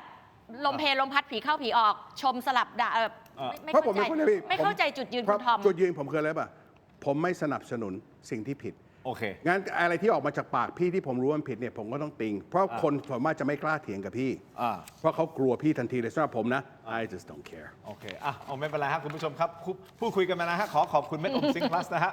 ผลิตภัณฑ์ไมบาซินจาก Greater Pharma นะครับมี3สูตรที่มีคุณประโยชน์จากวิตามินหลากหลายชนิดครับเม็ดอมซิงค์พลัสวิตามินซีและโคคิวเทนกลิ่นองุ่นมะนาวเม็ดอมซิงค์พลัสลูทีนและบิลเบอรี่กลิ่นแบล็คเคอร์เรนต์เม็ดอมซิงค์พลัสเบต้ากลูแคนกลิ่นสตรอเบอรี่นะครับซิงค์มีส่วนช่วยในการทำหน้าที่ของระบบภูมิคุ้มกันและกระบวนการต่อต้านอนุมูลอิสระถ้าเจ็บคอไอหรืออยากเสริมภูมิคุ้มกันนะครับเลือกไมบาซินจาก Greater Pharma หาซื้อได้ที่ร้านสะดวกซื้อซุปเปอร์มาร์เก็ตและร้านขายยาทั่วประเทศไมบาซินจาก Greater Pharma ก้าวสู่60 ปีอย่างมั่นคงและยั่งยืนนะครับขอบคุณไมบาซินฮะที่อยู่เคียงข้างถกไม่เถียงนะครับอมเสร็จนะฮะดมกันต่อแล้วนะครับผมว่าจริงๆผมขอดมเลยนะทั้ง62หลอดวันนี้ ขอบคุณมากค่ะ เนี่ยขอบพี่ทำครับนี่ฮะขอบคุณนะครับยาดมสมุนไพรตรามังกรทองนะครับสูตรดอกไม้หอมได้รับรางวัล Premium Herbal Products นะผลิตภัณฑ์สมุนไพรคุณภาพจากกรมการแพทย์แผนไทยและการแพทย์ทางเลือกครับบรรเทาการวิงเวียนศีรษะหอมเย็นชื่นใจจากอ้วยอันโอสถนะฮะขอบคุณมากๆเลยนะครับอ้วยอันโอสถที่อยู่เคียงข้างถกไม่เถียงนะครับไปต่อกันที่ Seagull Electric นะครับเครื่องใช้ไฟฟ้าขนาดเล็กครับคุณผู้ชมครับใช้งานง่าย3ขั้นตอนทำได้หลากหลายเมนูเลยนะครับเครื่องทำน้ำเต้าหู้ Easy Life ครับมาพร้อม8โปรแกรมอัตโนมัติเพื่อเครื่องดื่มธัญพืชสดใหม่สะอาดเข้มข้นในแบบคุณนะครับ Seagull Electric นะฮะเครื่องใช้ไฟฟ้าขนาดเล็กที่ตอบโจทย์ทุกการใช้งาน Seagull Electric นะครับอันนี้คือเครื่องทำน้ำเต้าหู้นะฮะคุณเจี๊ยบคุณทอมคุณผู้ชมครับแต่ในมือของผมครับอันนี้คือเครื่องบดสับอาหารแบบไร้สายพี่เจี๊ยบทำกับข้าวไหมครับนี่แหละฮะ มอบให้ครับ Seagull Electric นะครับ ขอบคุณมาก เครื่อง ค่ะ บดสับอาหารแบบไร้สายครับ wireless นี่ฮะ อันนี้เอา Food Chopper นะฮะ อันนี้เอา ขบคุณมากๆเลยนะครับ ต่อกันที่ยาท่าน้ำขาวครับ อันนี้เป็นยาท่าน้ำขาวมาตรฐานสากลนะครับ ยาท่าน้ำขาว 49 บาทฝาสีฟ้าตราอาหารคู่ครับ มาตรฐานสากลหาซื้อง่ายนะครับ ตามร้านขายยาแผนปัจจุบันทั่วไป ราคาเพียง 49 บาทเข้าถึงง่ายจาก HK Pharmaceutical นะครับ HK Pharmaceutical ครับยาท่าน้ำขาวฝาสีฟ้าตาอาหารคู่ 49 บาทเท่านั้นครับแก้ท้องอืดท้องเฟ้อรักษาลำไส้อักเสบฆ่าเชื้อโรคในลำไส้ยาท่าน้ำขาว 49 บาทฝาสีฟ้าตราห่านคู่ขอบคุณมากๆนะครับห่านคู่ที่อยู่เคียงข้างถูก มันกินเพื่ออะไร ปวดท้อง เนี่ยฮะเนี่ยใช่ครับแก้ท้องอืดท้องเฟ้อรักษาลำไส้อักเสบฆ่าเชื้อโรคในลำไส้ครับ ค่ะ ผมว่าพี่ทอมอาจจะต้องใช้นะฮะ ค่ะ มีคนอาจจะเสกตะปูเข้าพี่ท้องพี่ทอม ดูรายการมัน พี่เป็นคนที่ดีอย่าง ยังไงฮะ ใครจะพูดอะไรพี่ไม่ฟังอยู่ อ๋อ แล้ว นั่นไงก็เพราะไม่ฟังไง ไม่ใช่ ต้องฟังบ้าง ไม่ ไง ฟังคันคนด่าคนอะไร อ๋อ พี่เป็นคนที่ถ้าพี่คิดว่าถูกพี่ก็พูด นั่นไง พี่ไม่ได้หาเสียง โอเค พี่ไม่มีเจ้านาย อ่ะ พี่ไม่มีอะไรพี่คือทอมเนี่ยแหละ แต่พี่มีเพื่อนชื่อคุณอนุทินชาญวีรกูล แล้วพี่ก็มีเพื่อนแต่ที่ไม่ได้เป็นเพื่อนพี่เหรอ ก็ พี่มี รู้จัก เพื่อนชื่อวิโรธพี่มีเพื่อนชื่อโรม อ๋อ พี่มีเพื่อน แฟร์ ชื่อธนาธร แฟร์ แม่พี่ คุณสมพรใช่ไหม พี่สมพร เป็น เป็น คุ เพื่ ณ อน แม่ พี่ คุณแม่ของคุณธนาธร พี่น่าจะเป็นคนเดียวนะที่เป็นเพื่อนกับทุกพรรค ก็อาจจะเป็นไปได้ เออ แต่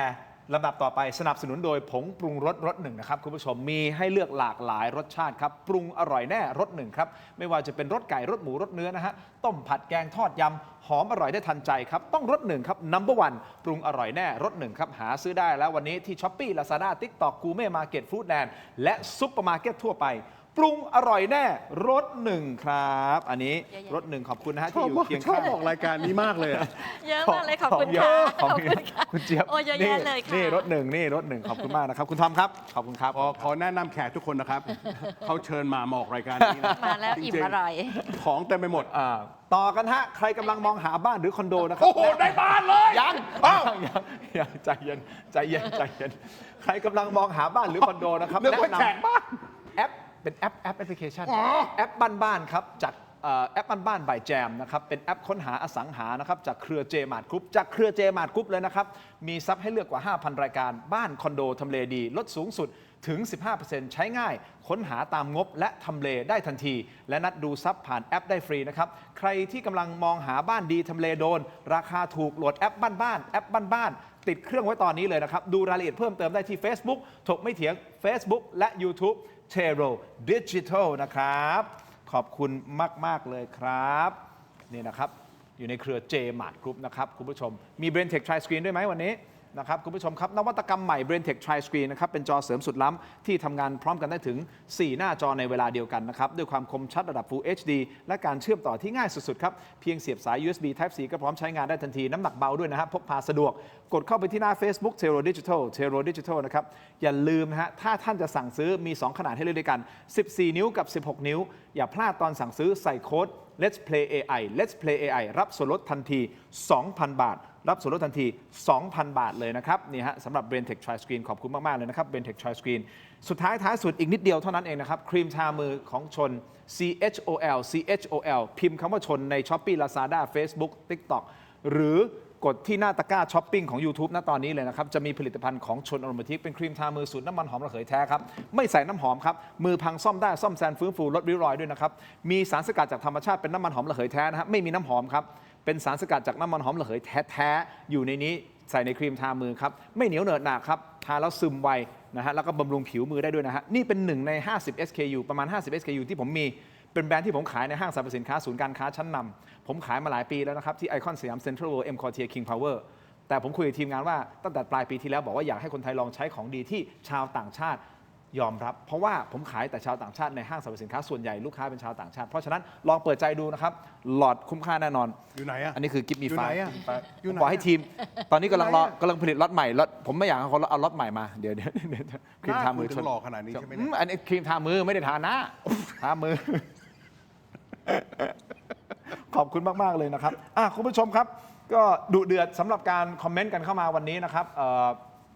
อย่างที่บอกสไตล์ของคุณทอมก็อาจจะเป็นสไตล์ออกฝรั่งนิดนึงนะฮะก็ ไม่ใช่ แล้วก็เป็นตัว คนชอบ ตน พูดอย่างคนชอบบอก ก็เป็นฝรั่งปะล่ะ ไม่ใช่พี่เป็นอะไรแบบพี่เป็นทอมไม่มีสไตล์ใครทั้งนั้นอ่ะ สไตล์ทอม ถึงไม่มีพักไหนเอาพี่ไปลงส.ส.อ่ะ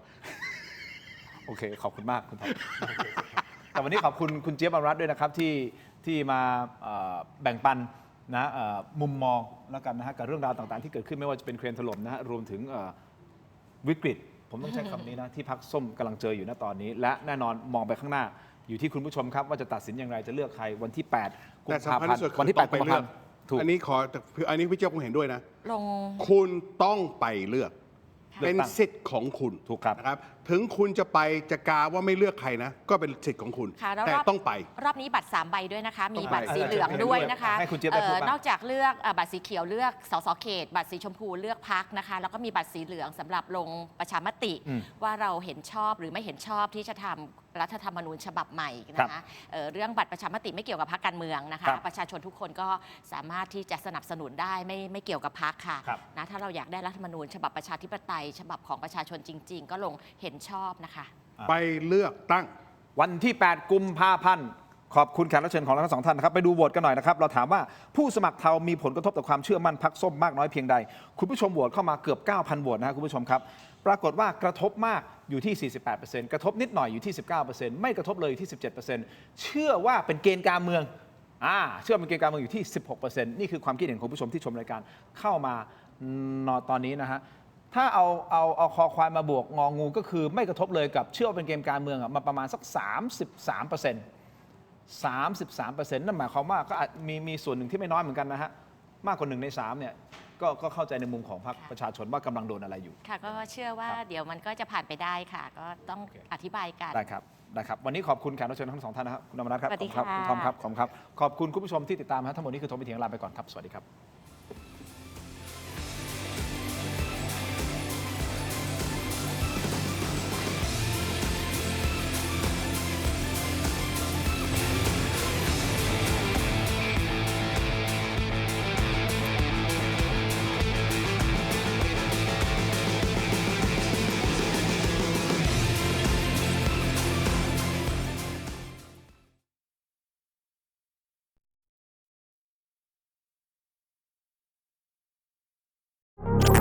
ดีขนาดนี้อย่ารอช้า